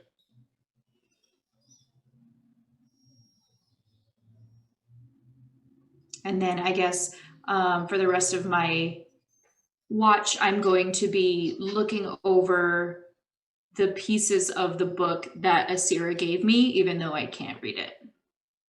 So I'm just going to be like spending time with it. Voxel, as you sleep, you begin to dream. An erratic spasm of various images. A sword plunging through your chest, followed by a spear piercing through your neck. A bolt through the side of your temple. Numerous ways that you die over and over and over again. Each time with a background landscape of unfamiliar places. Deep woods, ancient tombs. At one point, you find yourself choking and unable to breathe as you feel the rope tied around your legs and your bound arms, and you feel the weight of the stone pulling at the edge of the rope, dragging you underneath the waves as you stare up and see the sunlight breaking in spectrums upon the surface, and you plummet further and further down to the ocean floor. As you fall in the dream, your feet land on stone. You're now in a castle. You look around. All of the stonework broken, beaten by a great war. You walk the debris, hearing the thrumming of drums far in the distance. You seem to be in some kind of marketplace. The stalls torn, burning, bodies lifeless and almost crumbling into ash. They've been on fire for a long time.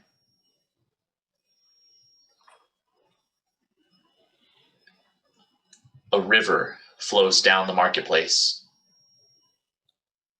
and what you would expect to be some kind of bluish or maybe even green tinted water is filled with streams of blackish reddish blood that is draining from a sewer grate and passing down from the Great Wall on the far west, past two bridges to a great wall on the far east. You step over the bridge and you see a large tent burning. Screams coming from inside. You walk forward running, thinking that this is where you're supposed to be. You push forward, push open the purple and pink tasseled tent. Inside, behind a burning desk, is a slight discoloration in the fabric of reality, a tear that sits hidden, where you barely see it through the shining flares of each flame flickering. A doorway, somewhat hidden, but easily in sight if you knew what you were looking for. And laying over, sticking partly out, a gnomish man. Head gushing blood and bile out of the mouth. Eyes open and lifeless. And inscribed on the back of his neck, right behind the earlobe, a purple eye.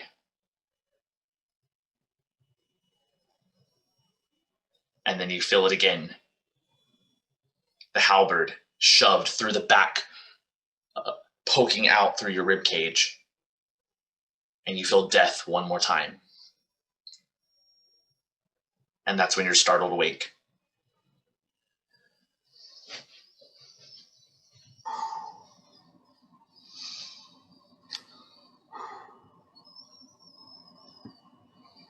I hate this place. You okay? What? Can I see a map? I need to look at a map. Sure. And I give him mine.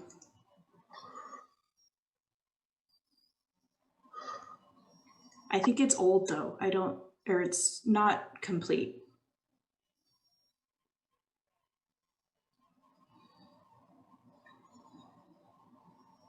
Just real quick, metagame question. As you were kind of describing it, you said kind of adored reality. It was what is it? West. There were two bridges, and those were kind of in the Far East. Remember that? So there's a marketplace in the dream that sits upon almost like a small controlled river. Okay. Think San Antonio. Think the Riverwalk. It has bridges that fall over, and you were walking along the riverway, seeing all this, and then you cross one of the bridges, and on the other side, closest to the east, you find your tent.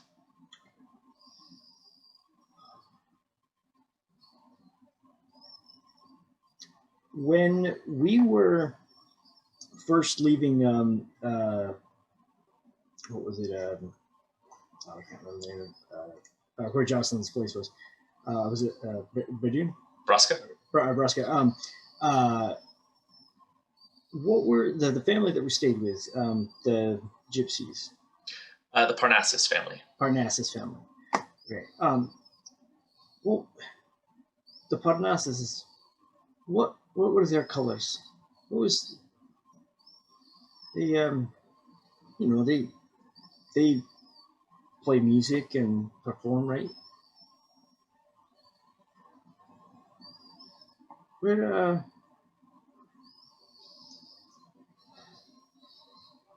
I just keep having the same dream. It's I'm dying over and over again, and I'm just getting pulled down to this ocean floor. And then I'm in a marketplace. Are you sure it's an ocean floor, not like yeah, like if you just a cold, dark, deep ocean. It just feels like you're falling forever. But then I'm in a town, and the whole place is on fire, and just everyone's dead, and there's just like a river of just of blood and just filth running through it, and then I see bridges, and then walls, and then there's a tent. It's pink and purple, and there's people screaming, and there's a gnome, and then I died. Oh, maybe it's just a nightmare. Do you normally have nightmares like that? I've been on and off for as long as I can remember. Is it like a place that you recognize, or are these just random places like with nameless people? I don't know. It feels familiar, but I don't know. I don't even know how to describe it. It's like I've been there, but maybe I haven't. And I don't know if it's just an old memory of a place I know, or if it's just a place I'm imagining, but I feel like I've been there too many times to not know. Well, you mentioned the ocean. We don't have an ocean here. We have a lake, we have a river, but we don't have an ocean. Our island is not surrounded by water, it's surrounded by air. So you've never seen the ocean then? No. It's, I mean, I know it's there because of the stories, it's histories, but I've never seen it. it's I really, imagine it's a lot like a lake. no, because a lake, when you're looking at a lake, you can, it's like a lake is just this perfect scene of like, it's water and it's welcoming, but you can see the landscape around it. I've never seen a lake that was just so wide that I couldn't see anything around it without having to turn around. But the ocean, it's a line. It's just a line of water that goes on for literally as long as you can see. And So it's like the sky. yeah, it is. But then the sun heats it, and then it looks like, there's just like light splitting, and oh, it's fun. But the last thing I remember is I saw a gnome. Just Like a note, blood like everywhere. are you sure it wasn't like just like the Finley? river. Like, I mean, we were just As talking to Finley and then you went to sleep and as an old man. we did almost die and now you're having dreams about a gnome dying. I mean, She never mentioned what happened to her parents, did she? no, she really didn't want to talk about it. We never found out what they did either, did they? She just No. said that this was, her place of, where she lived, and then it was like, did you build this? And didn't she say something like it was in the family or something? I mean, Her place, like her home? yeah, like wasn't all that like, Well, just yeah, that's usually how homes work. It stays in the family. it stays.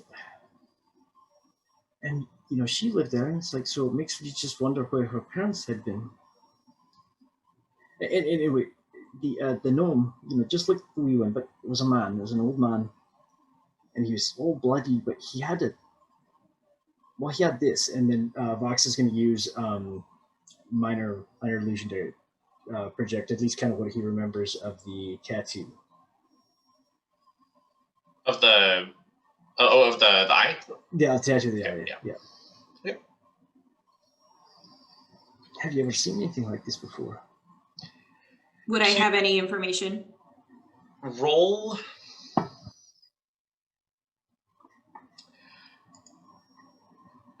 an intelligence check.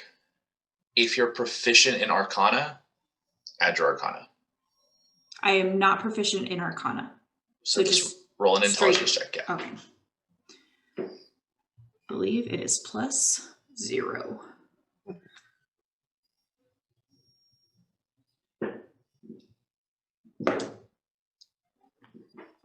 $18. Seriously. Yeah. It's a real rudimentary design for an eye. I mean, it's nothing really graphically realistic about it. I mean, if to equate it to something that we would see almost Egyptian hieroglyphic Mm-hmm. with purple ink. You've seen something like this before, but it's more of a symbol that's kind of used in Thieves' Cant. It's a sign that shows and designates a magic user. So you've had a couple times where you've had jobs where you've been tasked to retrieve an item or to drop off or plant information. Some sort of subterfuge where you knew that you were on the border of doing something dangerous just by that knowledge of the person who contracted you had to provide if there would be some kind of magical element to it. The arcane eye is what it's referred to in Thieves' Cant. Or the arcanist eye, sorry. Okay. Oh, well, that just means magic.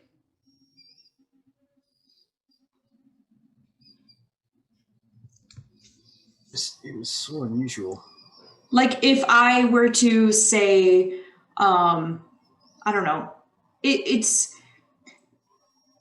like, I don't know if you remember in Finley's house when there was the message on the mirror about like Yeah. when they were going to come back. If that person like if there was some kind of magic there or something that they had to do that involved magic, we put that symbol. I mean, it's kind of, it's not super common, but it's not like, I don't know, unheard of. Just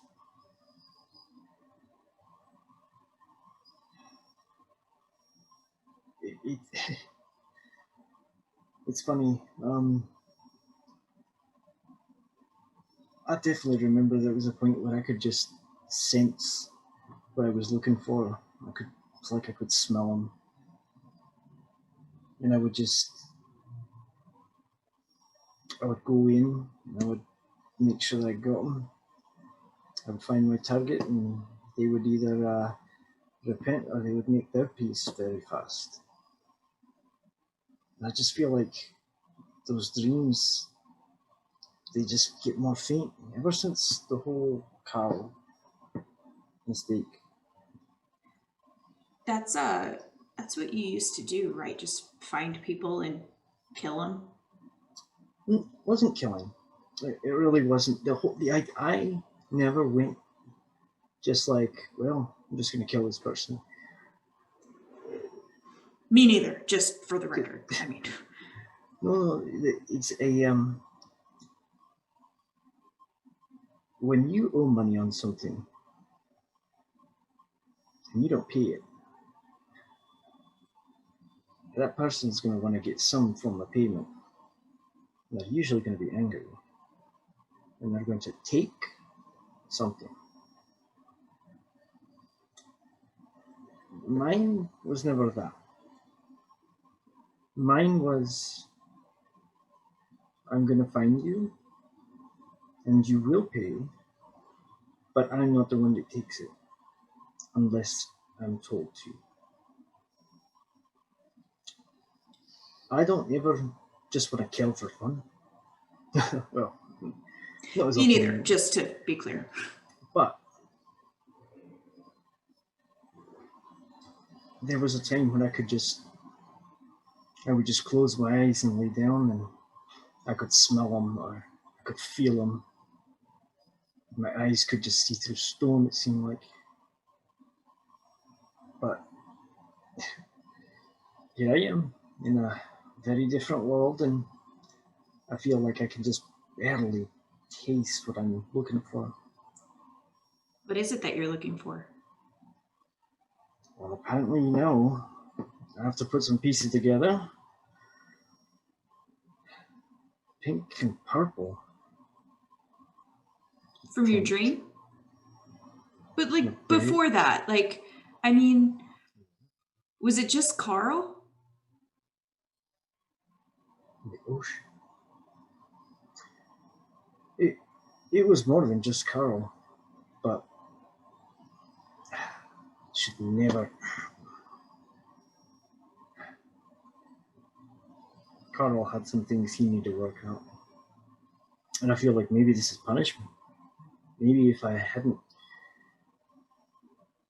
hesitated and been so slow, if I'd gotten Carl, maybe I'd be hearing things better. Well, I'm sorry. I mean, just so you know, I mean, I was barely with it when, I mean, you first appeared, but Carl was already dead before you showed up. There was nothing you could have done. Nothing. But you're right. He had some weird stuff going on. Like, I remember Dakar said one time he went into like a pond and he was talking to like some weird shadowy creature, and they were like in a bubble. I don't know. He is just a weird guy. But I mean, he's not here anymore.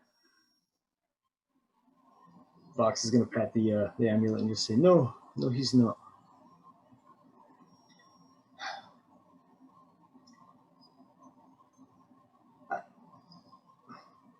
I don't know. It's so bizarre that this is happening. I'm just.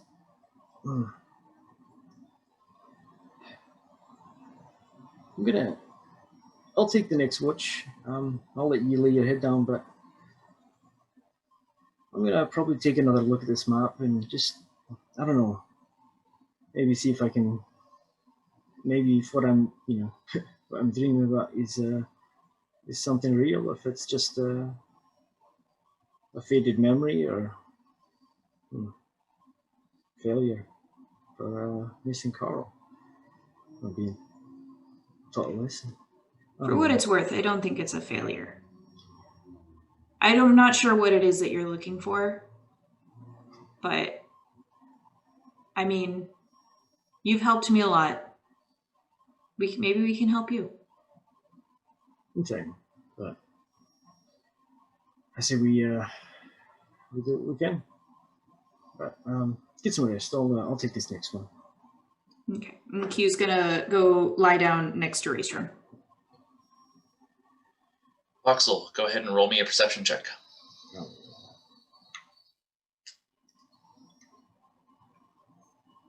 21. The remainder of the night goes uneventful. You sit down and you spend time with the map. He's gonna pull out his book and try to look for that triangle again, and then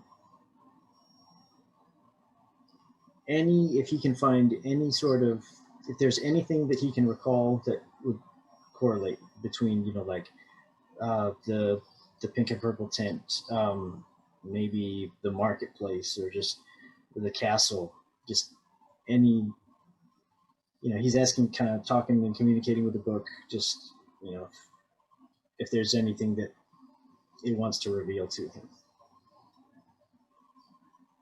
You sit down, pull the map and set it to the side, and begin to summon your book.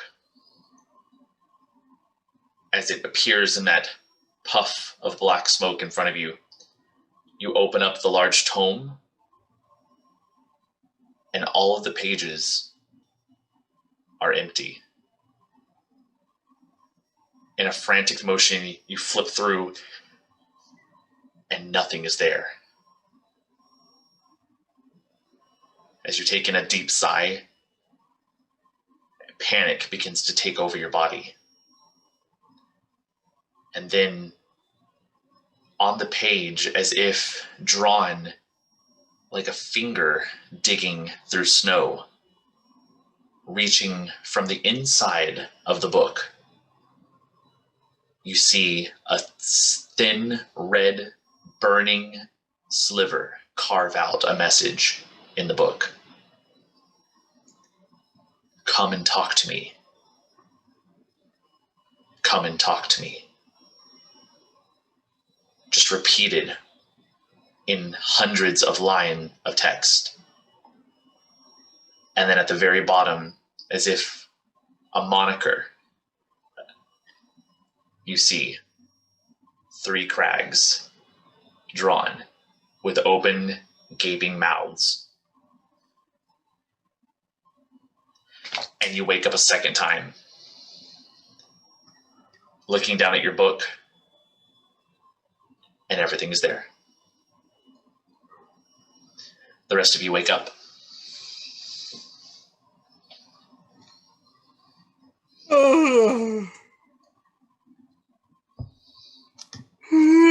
That was a good rest. I'm glad. This is a very embarrassing question, but what is a crag specifically? So a crag, think like if you have a small mountain, and then there is, in the middle of the hill, like an earthquake that is ripped apart and breaks at a fault. So you have a crack that breaks into the crag. The crag is just the split down a seam in the hillside. Nickelodeon game show. Basically. Aggro crag. That's the only reason I know what one is. Name that talent. We need to start figuring out a way to get out of the Deadwood. You can't Without go running into a dragon. without running into a dragon. I mean, I'm good in forests, so that's good, but I can only like send out feelers for these crazy creatures for like a minute at a time. Fox is gonna just look super pale and just sick to his stomach. You okay, Voxel? Fox? I Need think some- he was having nightmares last night. Oh. Vox is going to try to project those crags just from his memory. Just that. Oh, well, we know. that? Well, I know that. It's. And I say what it is. So this is the symbol of the pervasive fury, Yeah. which is it's the tokens that you stole off of the pendants to Yagu. Mm-hmm. It is also the matching emblem that is embroidered on the inside of all of your clothes, Voxel.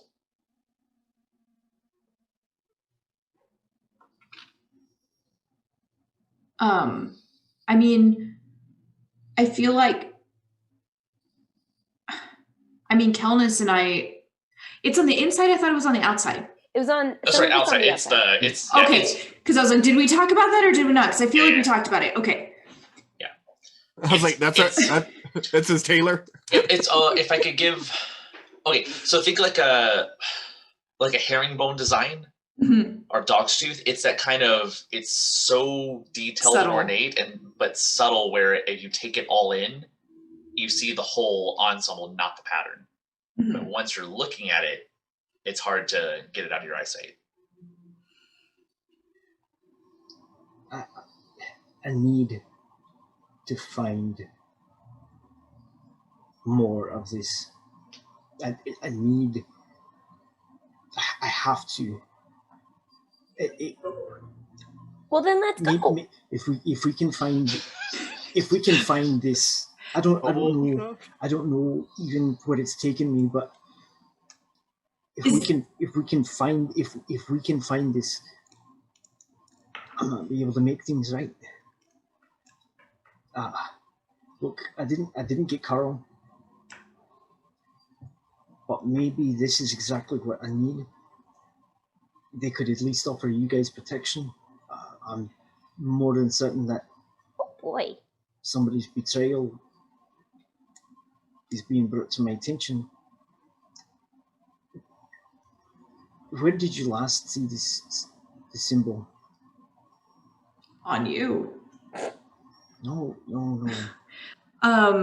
It's also, but before you, I mean, okay, so there's been a few groups that we've encountered that wear this symbol or have this symbol, and Q is going to kind of motion to the knife that Raystrom used earlier to cut the vines and say, I mean, when Kelnis got that, we were fighting off a trio of this group, and they always travel in threes. They do. That they do. If you're, I mean, I'm assuming you're a part of them. And I know we asked you, or Kelnis asked you once before, if there are two more in your group, and you said no, but we weren't super close then. So Then perhaps I'll it's ask time you that- again, and this is kind of like the first time I'm asking. Do you have a group? It's probably time I am honest with you. Oh God, okay. And Q's gonna sit down. And Finley's gonna sit crisscross applesauce. So Racer's gonna ready an attack. when you first met me, I told you who I was a part of, right? Who I was why I needed to find Carl. I was part of the Woven Blood. That's what I said, Mhm. right? So the woven blood was not what I ended up. Woven blood was what my grandma was a part of.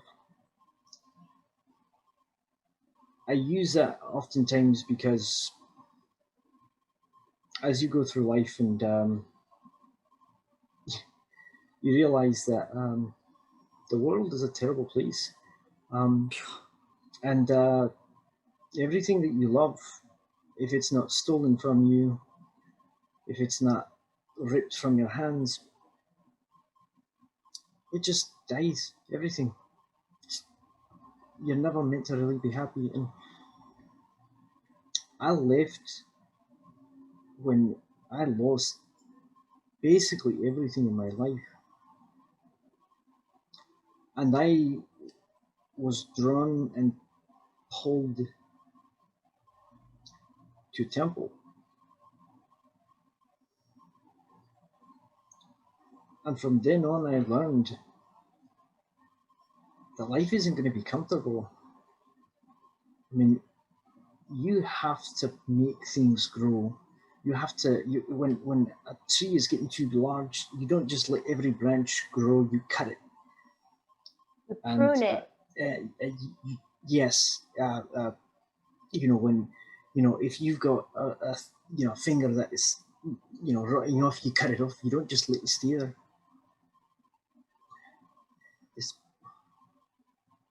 And I realized then that I needed to be clearing the world of this nonsense.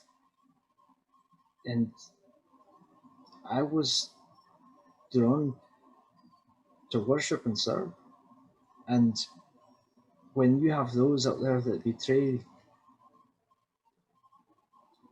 they need to understand why they're being brought in. But I was part of the group called the Pervasive Fury. And we made sure that we always got who we were looking for.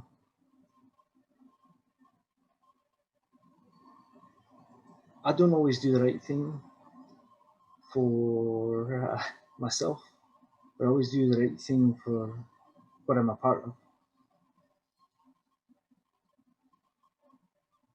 I'll hunt people to the bloody end if I have to. That's how important what I do is. I get people right in front of someone powerful that can judge. And when he tells me to, well, I'll kill anything if I'm told to. Death is everywhere, but so is justice. To progress in anything involves blood, cutting, separation. Don't ever get attached to anything. If you want progress, you have to cut away everything that you love. Help me find this where I can talk to someone else with this symbol. I haven't seen a Fury member in a long time. The temples are different. Everything is different. But I know that I need to get somewhere that has this symbol. I keep sensing my purpose is growing. Help me find the chase of this, to find more. And maybe we won't have so much death following us around.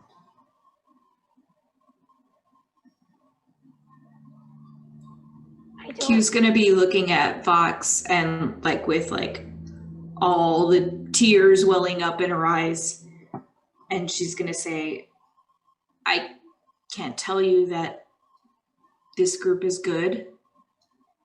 I can't tell you that I don't know what it is you're looking for.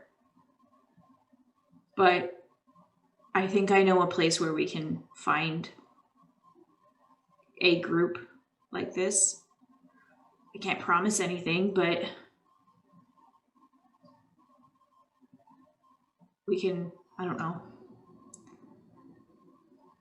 I will just say none of the groups that we've encountered from the pervasive fury have been, well, I mean, good is a relative term, but Maybe it just depends on your viewpoint. Did you ever? The problem with him is have you ever had, known someone that had a dog, and whenever you go over, the dog was nice, but if that person wanted to, that dog could turn on you in a second if the master said to. yeah. That's what they're like. It's not anything personal, but you obey when you need to. So perhaps. So what is it that you were needing to obey?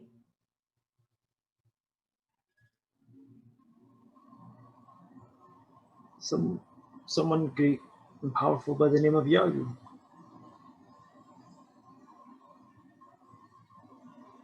But like specifically, what is he telling you to do? Okay, you asked. I wake up completely naked. I'm freezing. My body's frail. Everything hurts. Feels like my bones are dust. And then everything goes black. And I'm clothed, and I'm thin, and I'm tired, but I can't sleep. And I see a red dot in a map in my mind running around. And I can taste his blood. And I can hear his footprints, even though I can say he's probably 1,000 leagues away. And everything goes black, and I'm days closer, and I can hear his heartbeat. I can sense him. I'm brought to my knees. Feel like a weight has just been placed on me. And I hear the one who's fallen, the one who refuses. His blood has already been given to you. Find him and bring him to me.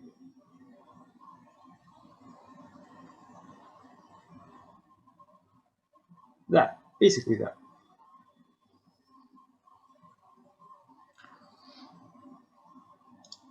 That's Okay. what I do.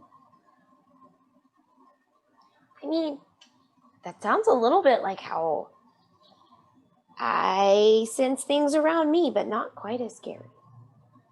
It's not scary. What's scary is It his sounds dragon. kind of scary. Well, Fox, I don't mean to pry. I know you said you lost everything.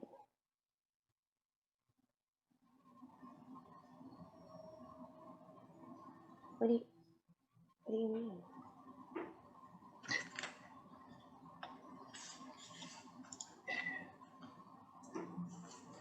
we won. When I first found a Q, and there was others with us, but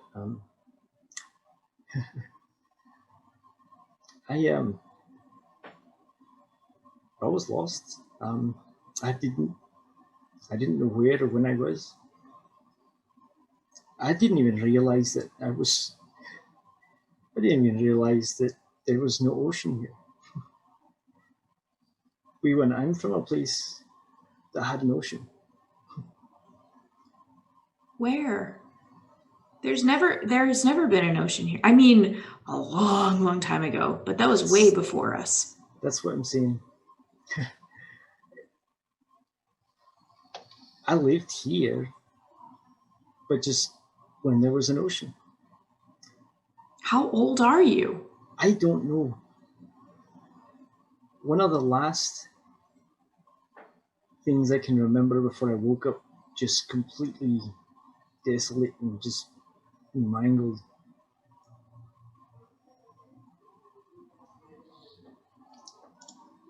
I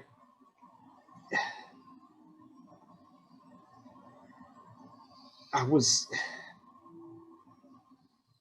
told I could make a lot of platinum. If I did some work with a contractor to test a few things. But I owed someone a favor, and I owed someone a lot of money.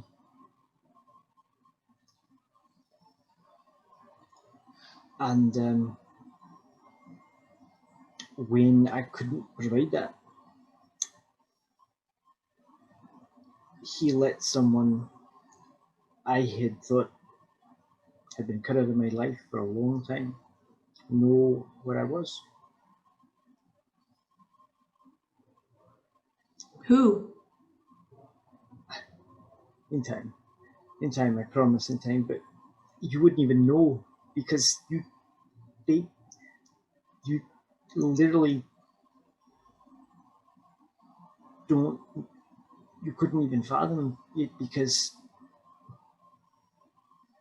I guess they'd be like cloud people, but here, that's the only way I can think of it. And they took the love of my life. And I could get her back. But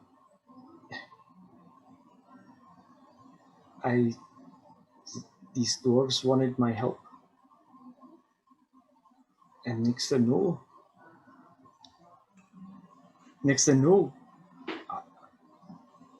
the ocean around us is air, and everything is different. Nothing looks the same. The mountains have changed. The sky looks different. The trees don't even feel or look the same. The water's different. It tastes different. It's colder. It's so much colder. I just feel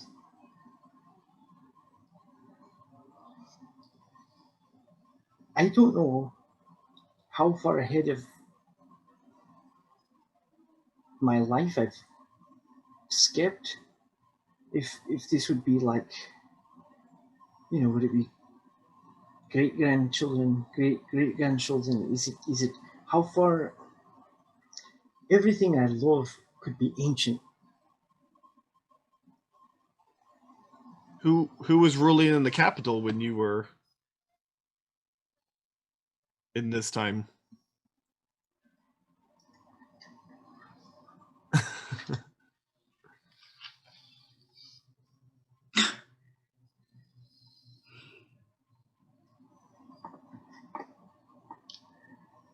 DM. My question to you, Vox, Mhm. do you want to tell them? Okay, I'll send it to you privately. Okay.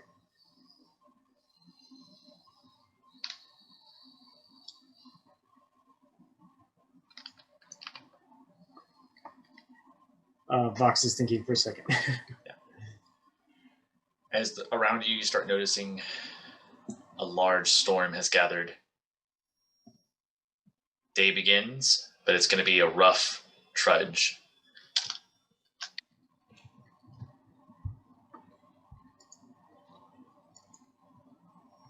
Well, why you try to remember who's in charge, Voxel? I think we should probably pick a direction we're gonna head. Finley? Well, Do you have any good ideas? no, do we still go to Lakota so you can get your things and then go to Kalakesh and then go look for these people for Vox? Well, I think we should still go to Lakota. I mean, Vox, I don't know how much you want to talk to a dwarf, or I mean, I don't know how much this dwarf will know, but I mean, Fraystra Marietta is in Lakota. That is true. She might be of help.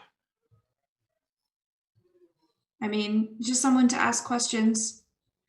And I mean, if we were going south and we were out of the Deadwood and now we went back north and we were in the Deadwood, I think if we just go east, we'll hit the Windway eventually. Yeah, maybe Lakota would be good. We could get some supplies and just maybe have a safe place to sleep for the night. Finley hops up and gives Vox a hug and Thank then you. says, well, let's go. And she kind of like, it's stormy, but she kind of gets an idea like direction wise where they need to go. What if we stay just on the inside of the Deadwood as we head towards Lakota? Is everyone okay with that? I think that's smart, but I think we should stay on the inside of the Deadwood, right inside, so we can still see the outside of the Deadwood. Absolutely. Wait, say that again? So my question to you, Q, since you are most familiar with this area before hitting Lakota, the Deadwood pulls up to the backside of Lakota, but y'all have never traveled through the west to where the Deadwood would run into the Zaget. Okay. So you have just seen that there is a part between the Zaget and the Deadwood that is not as densely populated with foliage. That's where the cave was. Yeah. So are you trying to stay in the Deadwood and kind of come up on the right side? Or are you kind of like where y'all first went through when y'all tried to get to Kalakesh? Yes, I believe so. Okay. Yes. That's kind of what I need to know. All right. If I can get a survival check, please, then Finley. And since you have Q walking you through this area, you have advantage. Okay. You have advantage anyway because you're in the forest. 12. It was a very distracting story. Yeah. You wander for a little bit, and the rest of you don't quite know if it's that she's lost, confused, or if she's purposely being cautious and making it very winding as you navigate in this direction. But you somehow manage to stay close to where you feel like you're going. Raystrom, as you're traveling, something catches your eye a few trees over. One of the barks on the side facing the northern end of the tree has a claw strike through it. Guys, hold up a sec. My spidey senses are tingling. I feel like there's some fresh claw marks here. Well, they may not be too fresh, but no, and Q's just gonna start beaming and like just remembering that was me and Kelnis. Like we were trying to make it through the Deadwood and we're making scratches on the trees and it looked like they were kind of just going away, but this is like a cookie crumb trail. So this is not this is not in the Deadwood where you carved the tree and it turned back. Looking a little bit further past, you see there's a small alcove where the trees slowly break apart. Because we were trying to find the. And there are Big. 4 posts Mhm. stuck at the ground. Oh, and again, Q is just. Did I do good? There's a lot of memories here. There's a lot of memories here. Pleasant ones, I hope. They are. They are. Wait, I think that means Dakar's tree might be nearby, somewhere around here. I think if we keep walking, we might see it. You'll keep heading forward. All right. If you can give me one more survival check. Still an advantage. Good. 8. It's like you want us to die. Finley, I need you to roll me a straight d20. Okay. Just because you have someone who's guiding you through, but you're also paying attention and really fighting the urge to listen to what Q says. A 1 through 10, you're going to go straight to Lakota. A 10 through 20, you're going to go to Dakar's tree. Okay. Nat 20. Okay. As Q, you see Finley walking you forward, and you know you've walked this enough times because the last time you really did this, you and Kelnis, furious with how Dakar was treating you, abandoned him and walked by yourselves, making these marks. And then feeling guilty, went back and did this path again, only to rekindle your friendship and make a third attempt. You've done this trail so many times, it seems like a childhood home. But you see Finley slightly moving towards where you know the tree is, and you just let it go. Eager and excited to see one more family memory. And this is the tree, and nobody knows what I'm talking about. And as you put your hand and kind of show the tree, you feel the bark just push into mush and mush as your smile disappears for a moment and you kind of pull your hand and take a look at it. And it's just sludge and sap falling down. As you look up, you see the black and red that permeates the veins of the bark and branches. This is the exact same thing that seemed to happen to the last coronaphase tree. And up in the top branches of the 3 trees nearby, you hear the bleeding as the goat heads begin to turn. And then the hand reaches around and a 4th creature grabs the bark next to you and breaks as it grips in and its talons pierce and shatter. And the head of this bluish demonic creature wraps around and looks right at you. And you hear this buzzing, almost of locusts, as it begins to speak, but you can't understand what it's saying. And I need everybody to roll for initiative. Oh my god. Real quick, I'm assuming we got a long rest on that. Yes, Yes. Okay, you did. good. Yeah, okay. Yeah, make sure you get your long rest in, please. How much of a sentence did that thing say? Like, how long was he talking? A few seconds. Okay. All Would right. any of us have heard it Woods. or understood it? What languages do y'all speak? Infernal. Undercommon, Gnomish. Nope. I mean, I know I wouldn't. That was mostly to see if Fox understood. I mean, I know I could understand it. I don't think he was talking long enough for me to understand it. Can I go to the bathroom real quick? Yeah, go ahead quickly. If Cat's going, I'm going. Y'all need to move fast. Let's go. Alrighty. Ready to do this? Let's get some initiatives. Finley, 14. Raystrom. All right. 11. You. 19. Noah Sierra, she's gone. Voxel. 3, my lord, 3. You rolled a 3?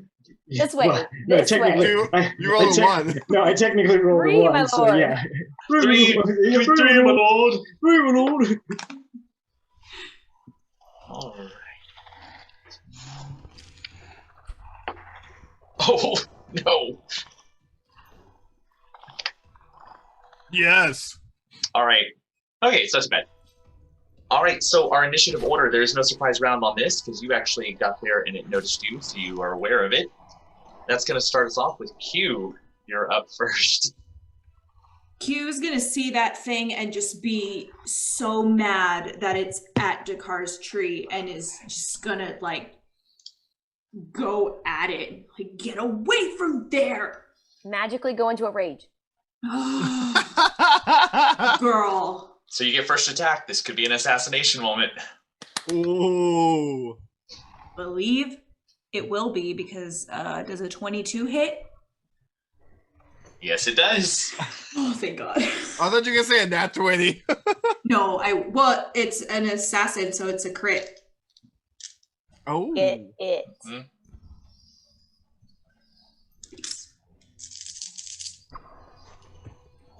Okay.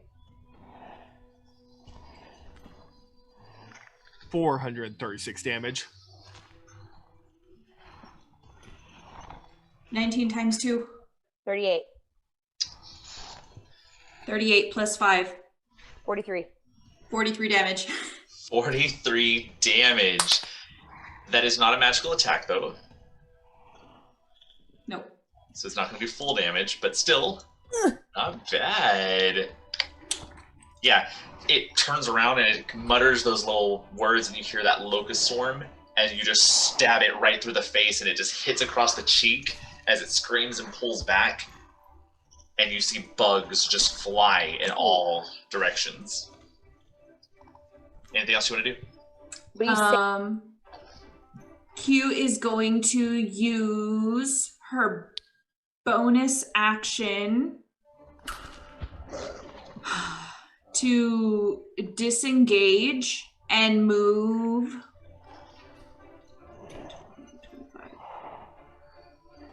30 feet between the two shrubs that are behind her. Right. 5, 10, 15, 20, 20. Right here? Yeah, right there. Okay. Right there. And that will be her turn. Alrighty. That's going to take us to Finley. Okay. I'm going to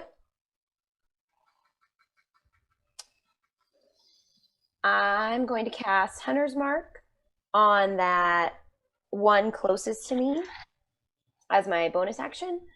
I'm going to also use my movement to move away from it. Oh, pause for one moment. Sorry. Okay.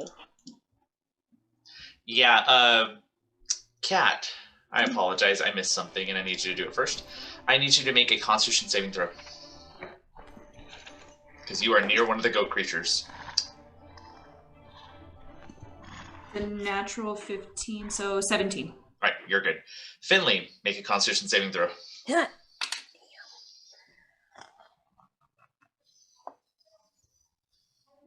8. 8. Unfortunately, there is this putrid smell as you see the bugs flying that are coming off these goat creatures, and you just smell the rotting meat.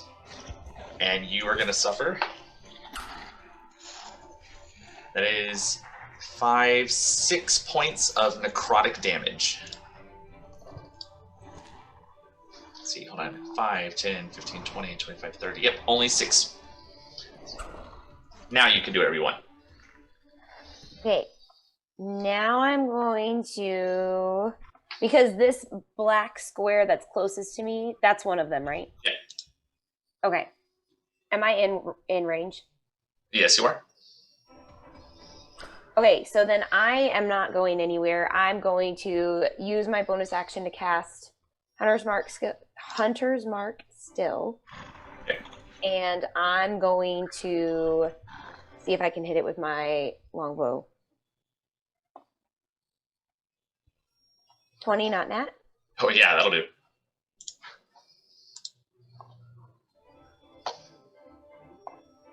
$10 damage on the first one. And I'm going to try and hit it again. Ooh, how about a 10 to hit? And will not hit. Okay. Then I'm going to use my movement, and I want to go on the left side of Vox and Raystrom and head towards Q. But I just want to go on the other side of Raystrom. Okay. Yeah. Right there? Yes. Or do you want to go further? No, that's perfect. That's exactly where I wanted to go. And Alright. that's my turn. Alrighty, it's gonna be the goat creature's turn, starting with the one up here. Make sure I can get their movement.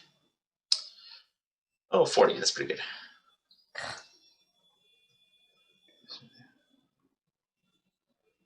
Yeah, okay. So the first one up here is going to run forward. 5, 10, 15, 20, 25, 30, 35, 40. And get right there in front of you, Vox. It's going to swing its tail on as you hear those little clicking of the hooves that get closer. It pulls back, and you see this long extended tail that drips with these barbed spines as it swings it in your direction. That is an 18 on the die, so that's going to be a 22. Hits. I need a D12. Oh, that is 9 points of piercing damage. And I need you to make a Constitution saving throw.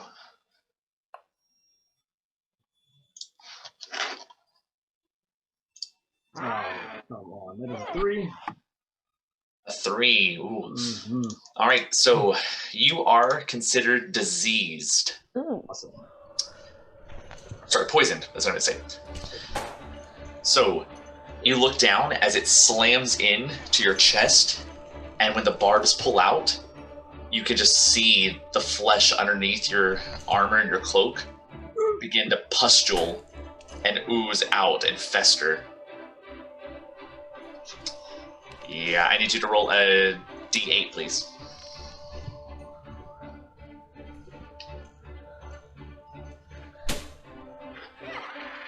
That is, oh my gosh, that's a 1. All right. Your HP is reduced by 1, your maximum. Not your actual damage, just your max is reduced by 1.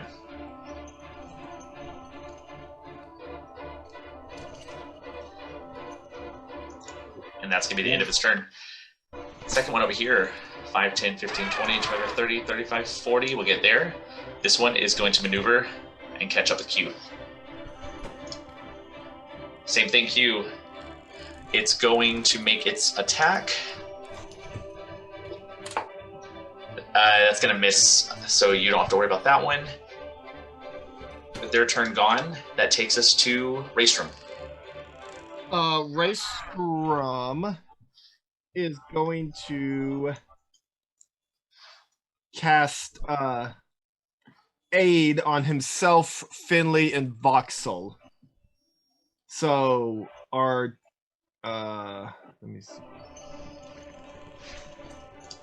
Yes, our current hit points, our maximum hit points and current hit points are increased by 5.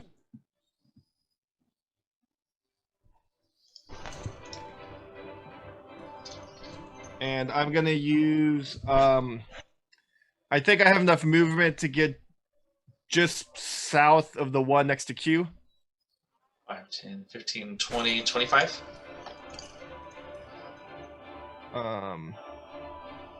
Click me over one more to the left. And I'm going to, you know what? No, that's gonna be it for this turn. I'm gonna say let's slaughter this one, Q, and that's my turn. I also need you to make that Constitution saving throw at the start of your turn. I'm gonna use Flash of Genius, and that's gonna be 17. All right, yeah, you're good. All right, It is now the creature in the tree's turn as it steps out, and it is a pretty towering creature. Let's try to get this right. Still a medium creature. You don't have to go against the giant dragon anymore. But it's going to walk over, and it's going to head this way as it gets right up on Voxel as well. Yeah.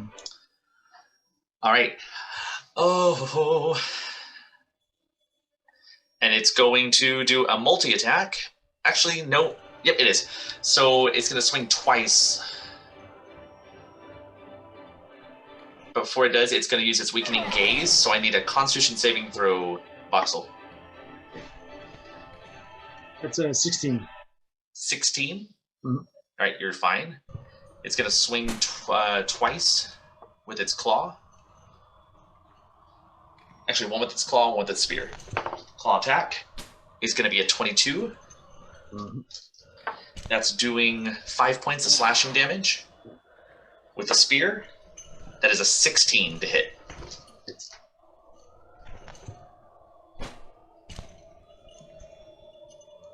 That is going to be 7 points of piercing damage. And that is its turn. That is going to take us to Voxel. Vox is going to say in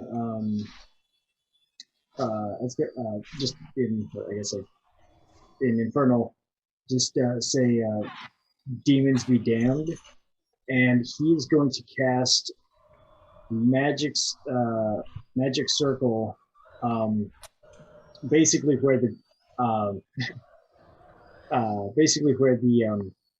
the point will be, like where there will be a wall between him and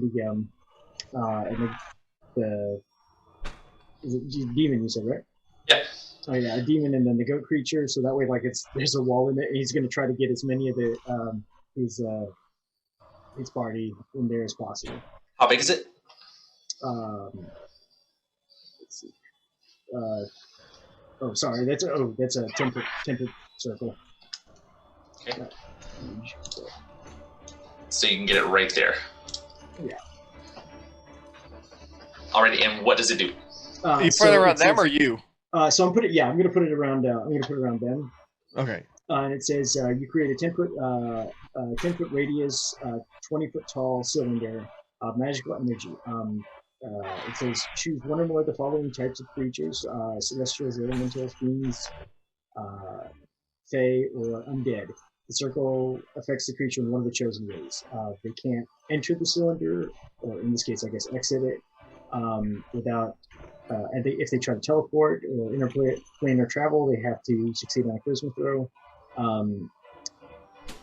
The next one is they have disadvantage on attack rolls against targets within and or without being in the cylinder.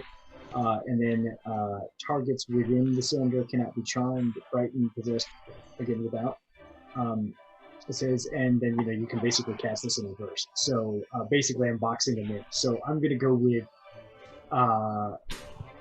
they can't escape this cylinder by magical means. Okay. So they're trapped in there. Right, is there a save? Basically, the only save is if they try to teleport out. They have to do a charisma saving throw. Got it. And then he's also going to use his movement to move south by like just a little past Finley. Right. There. Mhm. All right. I also need you to make that Constitution saving throw at the start of your turn. Oh yeah, hold on. I wrote that. That was a 16. A 16 Yeah. is enough. You're good. All right, cool. Is there anything else you want to do? No, that'll be it. That'll be it for now. Okay. That takes us back to the top. Q.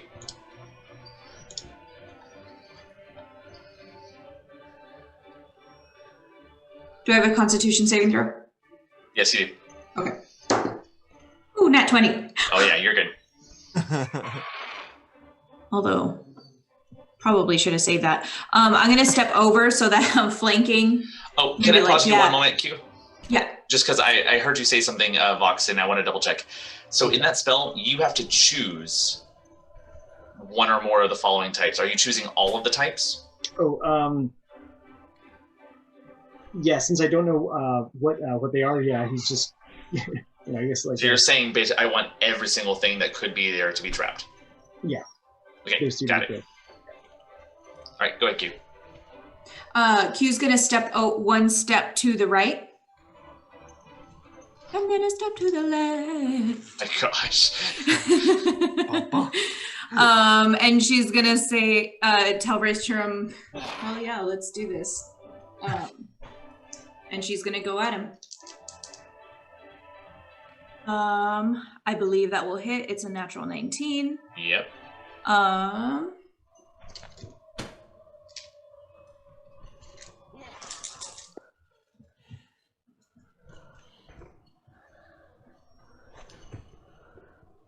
27 damage. Ooh. 27 damage. Ooh. Yep. And that's on the creature in the tree, right? Yes, the No, one or that's right in front of the her. goat, sorry. Yeah.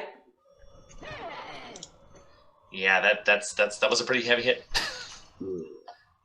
And she is going to stay there. Alrighty. That's going to take us to Finley. Finley is not a happy camper. She would like to back up off the board a little bit. She's still part of the attack, but she wants to back up where there's not space on the board as her movement and try and fire again. Oh, I need to do a Constitution saving throw, right? Yes, you do. That's a 8. An 8. You are going to take some of that damage again. That is going to be another D6. 5 plus 1, that's 6. However, you are closer to another goat. So that's 7. And 5, 10, 15, 20, 25, 30. Just 7. 7 points of necrotic damage. Okay. How does that factor in with what you gave us, Havda? What I gave you lasts for 8 hours. So your maximum hit points and your current hit points increase by 5 for the next 8 hours. Okay. So if you tap on your HP in the app to change, I think it says max HP modifier. If you put that in there, it adds it for you.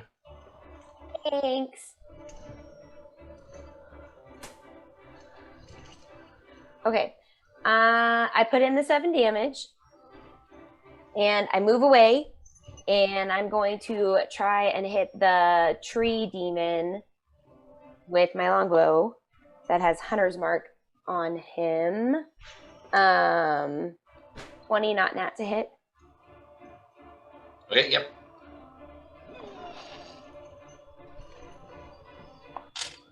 Uh, 10 damage. Yes. And I'm going to try and hit him again. 8 to hit. 8 will not hit. Okay. That's it. Alrighty. Anything else you want to do?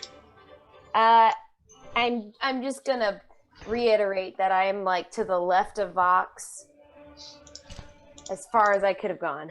Okay, yeah, you are way, way, way over there. We'll even put you over here just for fun. Now, I don't want to be the closest. I don't want to. Well, no, but I mean, you'll be out of the way. You're far away.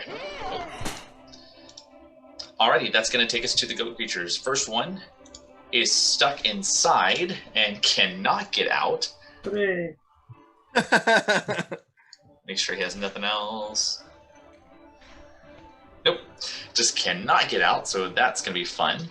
Second one is not inside and is going to move forward 5, 10, 15, 20, 25, 30. It's going to flank on Q. And we'll make its attack with its barbed. That is a 20, not natural to hit, which is going to do That is 5 points of piercing damage, and I need a Constitution saving throw. I would like to flash of genius Q. You can add 4 to that roll.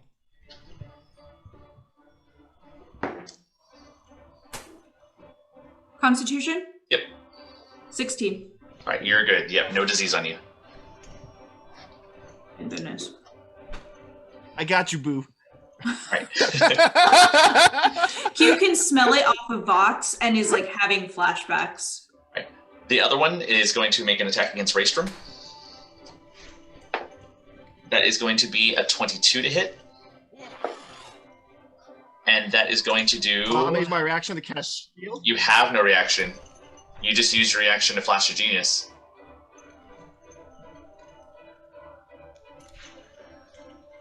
Is Flash of Genius your reaction?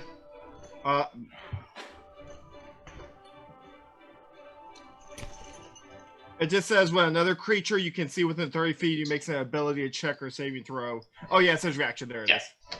So you have no reaction. So that is going to be that's 12 points of piercing damage, and I need a Constitution saving throw.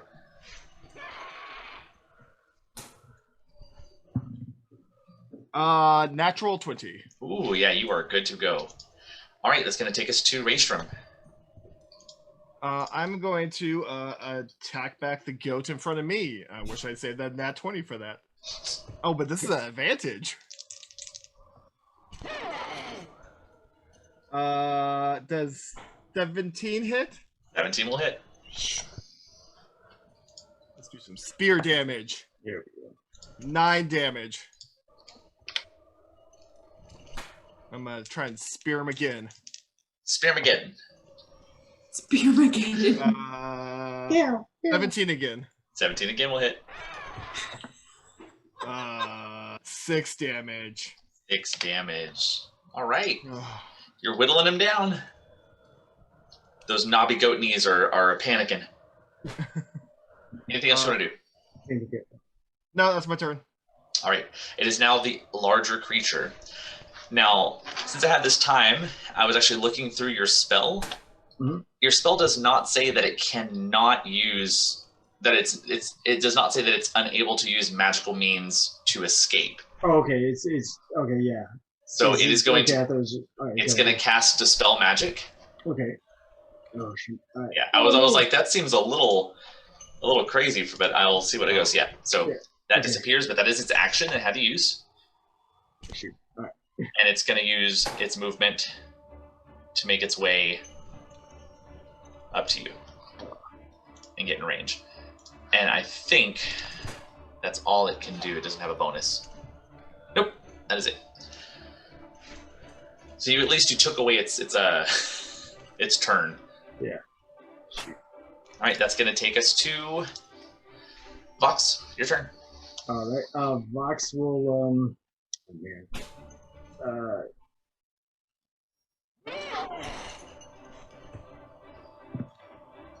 Vox is going to use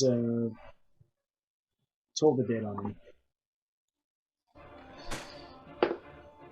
So it's a wisdom saving throw of 14. Yeah, that is a fill. All right. Ooh. That is 4 damage. And is it psychic damage? Necrotic. Necrotic. But he's taking damage already, Vox. Then that's 2d12. Sorry. Not bad. That is that's a lot better. That is 17 damage. There we go. That is There a we lot go. better. That's a lot. That's a lot better. Yeah. Yeah. That's how numbers work. Yeah, that hurt him pretty badly. The big yellow one is the sun. Anything else you want to do, Vox? He'll step back. He'll step back 2 spots. And All right. he'll be- Also, don't forget Raystrom and Vox. I need those saving throws. Oh shoot! Yeah. Con Is, save. Con. Okay. The start of every turn. Okay. Yeah. It's 12. 12, you're going to take the damage. 24. You will be fine. All right. So the damage, it's only, that's 2 necrotic, but you are next to all 3, so that's going to turn into 5 necrotic damage.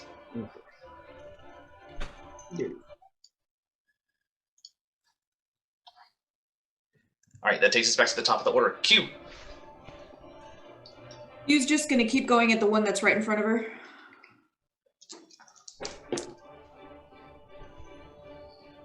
$21 to hit. Oh yeah.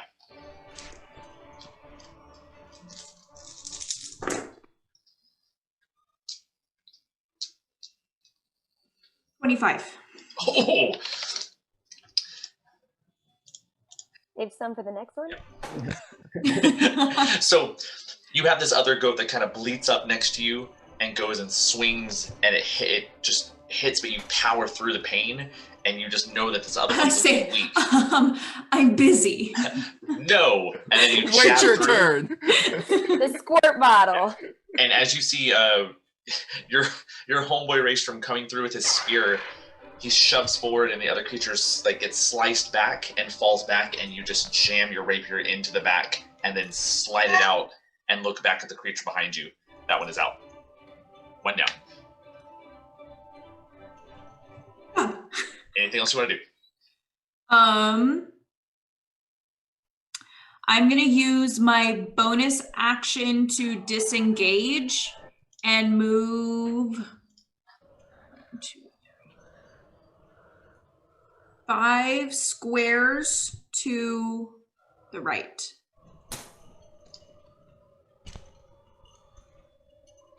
And then 1 down. Okay. Okay. Yeah. Sounds good. Right. And I need to do that Constitution saving throw. Yes, you do.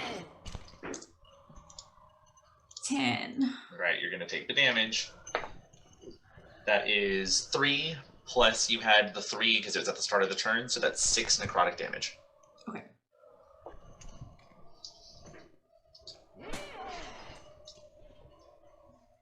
And that'll take us to Finley. All right. Constitution saving throw. I got an 11. Nicely done. You're still going to take the damage. But I made it to double digits. With double digits. Well, actually, no, Finley, you don't have to because you're out of range. You moved back. Yay. You're nowhere near them, so you don't have to do it anymore. So, no damage. Yay! Okay. So that was my. Do I need to roll again for attack then? Yes. Okay. So I'm gonna use my longbow hopefully and hit my friend with my hunter's mark. 15 to hit. That will not hit. I'm gonna try again. 18 to hit. That will hit. Yay! No, I don't want to use this dice. I've getting a lot of ones on that one.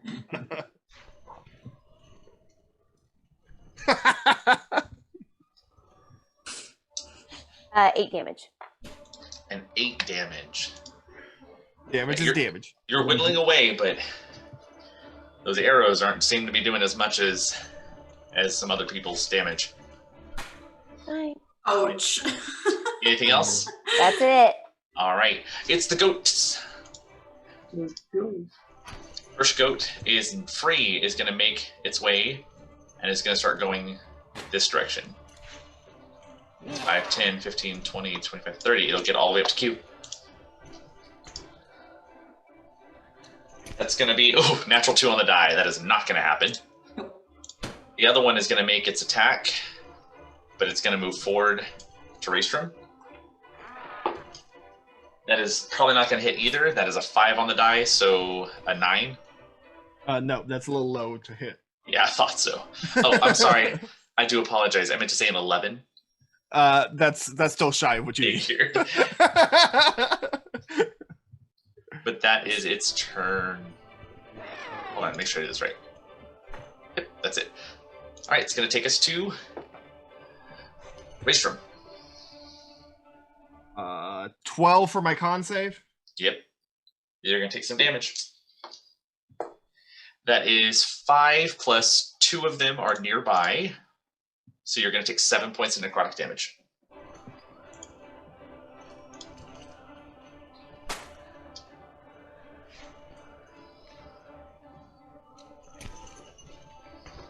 And I'm going to... Let me see. 5, 10, 15,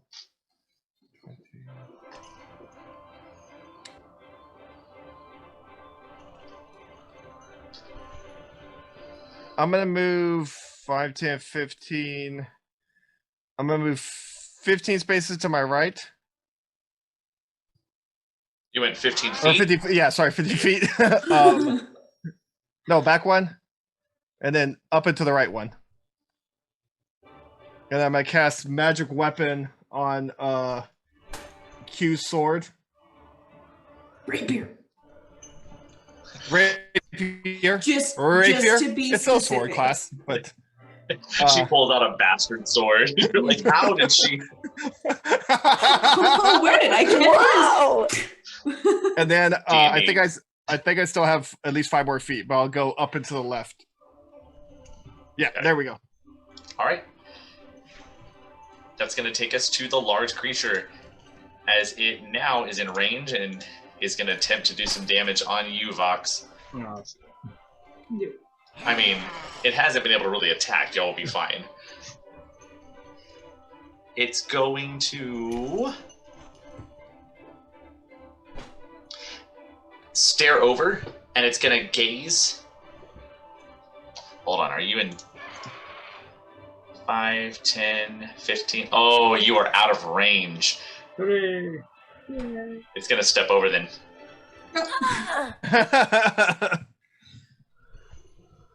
So it's going to step over, and then it's going to gaze at Q. Q, I need you to do a Constitution saving throw. Which die do I use? Tell us. It's cocked. Act. I should probably just take out all of the dice I'm not using. I all the D12s and D10s. Con save? 14. You barely succeed. Ooh. You're kidding. It's Okay. gonna continue moving and flank on Raystrom. And it's going to make its attacks. That's gonna be the claw and the spear. First one, claw attack. That is a 16. That's a miss. Second one, spear attack. Oh, that's much better. A 21. Yes, it hits. That is 9 points. Oh, no, I lied. No, I didn't. It is 9 points of piercing damage. And that's the noise you make. That takes us to Vox. Vox is going to cast Eldritch Blast at the big guy. All right. That is that is a nat 20 plus 6. It hit. A nat 20 is going to do it. So Hit so that's a crit then, right? Yep. All right. Come on. So that is 13, but then you double it, so 26. 26. And he goes flying 10 feet. That he does, and deservingly so. Mm. All right. I will actually be nice, and I'll say he flies this way. Yeah. He I crushes get an opportunity attack. You do Golden- not. golden ball. Unfortunately, flying that's by. not quite how it works. You'll get an opportunity attack Oh, while being thrown at him. All right, anything else you want to do? Sorry, no, that'll be it. Yeah, I think you did enough. Q. Q is going to use her bonus action to disengage and just move up 1. Okay. And is going to go at that guy. 23 to hit. That'll hit.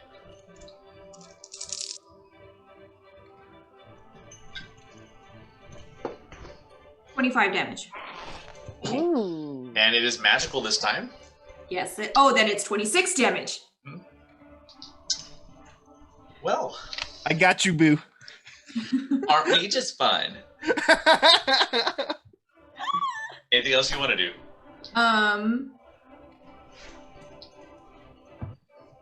Say thank you for making it extra shiny. Yeah. That's going to take us to Finley. All right. Do I have to do a consultation? A hidden Oh, throw? Oh yeah, make your con save or your con, please. Vox as well. Oh yeah, sorry. 16. 16 is a pass. Oh gosh, it's a 1. Yeah, that's That not. one.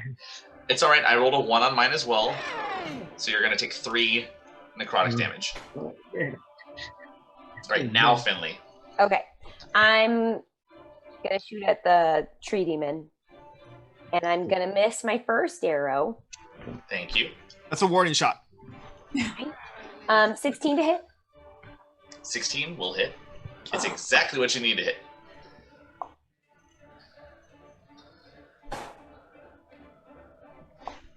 12 damage. 12 damage. Damn. Finally didn't roll a 1 on the D8. That's pretty impressive for a full hit. Nice. Very exciting. All right. How do you want to take him down? There we go. I am just like frantically shooting at him. There's not any grace or finesse to this. It's just, oh my God, we're in another situation and there are mean things coming after us. And why am I friends with these people? But they're so nice to me, but there's trouble everywhere they go. Twang, twang, twang. This monologue is running in your head as you're watching all of this. You see Vox unleash this blast with like bolt of energy, flying bees, Raystrom swinging wildly, people coughing blood, pustules popping out of Vox's skin. Oh gosh. It's just utter chaos, and the whole time it's like you're loading bullets into a clip, like just slowly, like just getting arrows, and then you have like 6 arrows, and you just pull back and release, and it's just this volley, and they just into the back as the creature leans up to go and make a swipe, and then just falls to the ground. And then I would like to use my movement to 5, 10, 15, 20. Oh, well, I'm over off to the left anyway. I want to use my movement to get next to Vox. I would say you probably can get close, but not all the way up to him. Okay, that's fine. That's it. Alrighty. It's going to take us to the goat creatures. First goat creature is the one that you have been destroying. It's kind of stuck, but it's going to do its best. So it's going to make a swing at Q. That is going to be 11 on the die. That's not happening. And it's going to attempt to flee. So 5, 10, 15, 20, 25. Can I take my opportunity? 30. Yep. Go for it. Ladies first.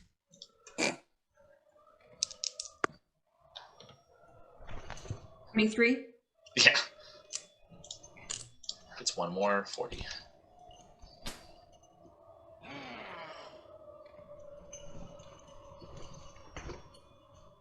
$22 damage. Oh!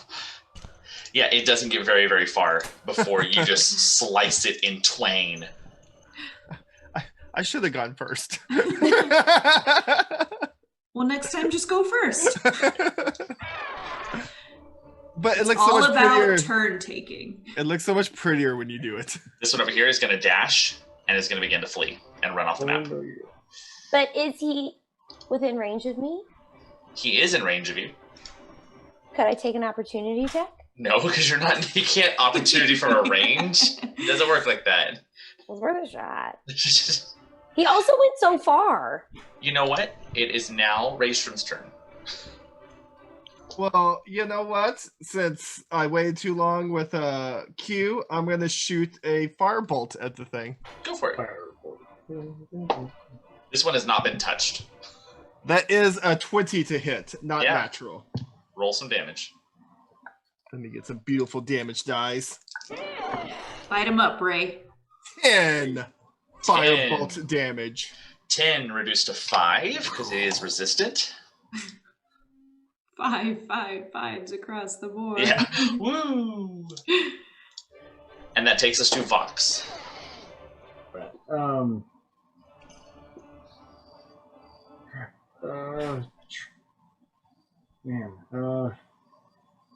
I guess if you can still see him, one more Eldritch Blast to the demon. Oh yeah, he's still in range. Oh yeah. Oh yeah. Yeah. Eldritch Blast. Oh, 11. No, unfortunately, that is not going to hit. Q. Q's gonna look at it running. Is it still like? Well, I guess it hasn't been its turn, so she's just gonna see him. He's running. And last one, Finley. I'm gonna let him go. As it just runs off into the forest.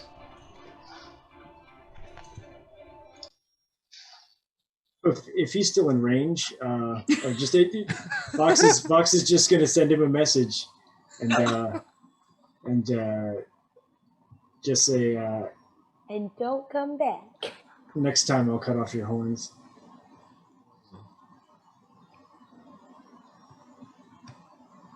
As you look at the littered ground of a few bodies, you see them have already starting to decay and turn into little flecks of ash and smoke as the internal organisms, the organs inside, begin to just burn away at the flesh, and they begin just to float away and disappear. At the same moment, you look at the tree behind you, and it too is beginning to melt and burn away as Dekar's tree begins to be erased from existence.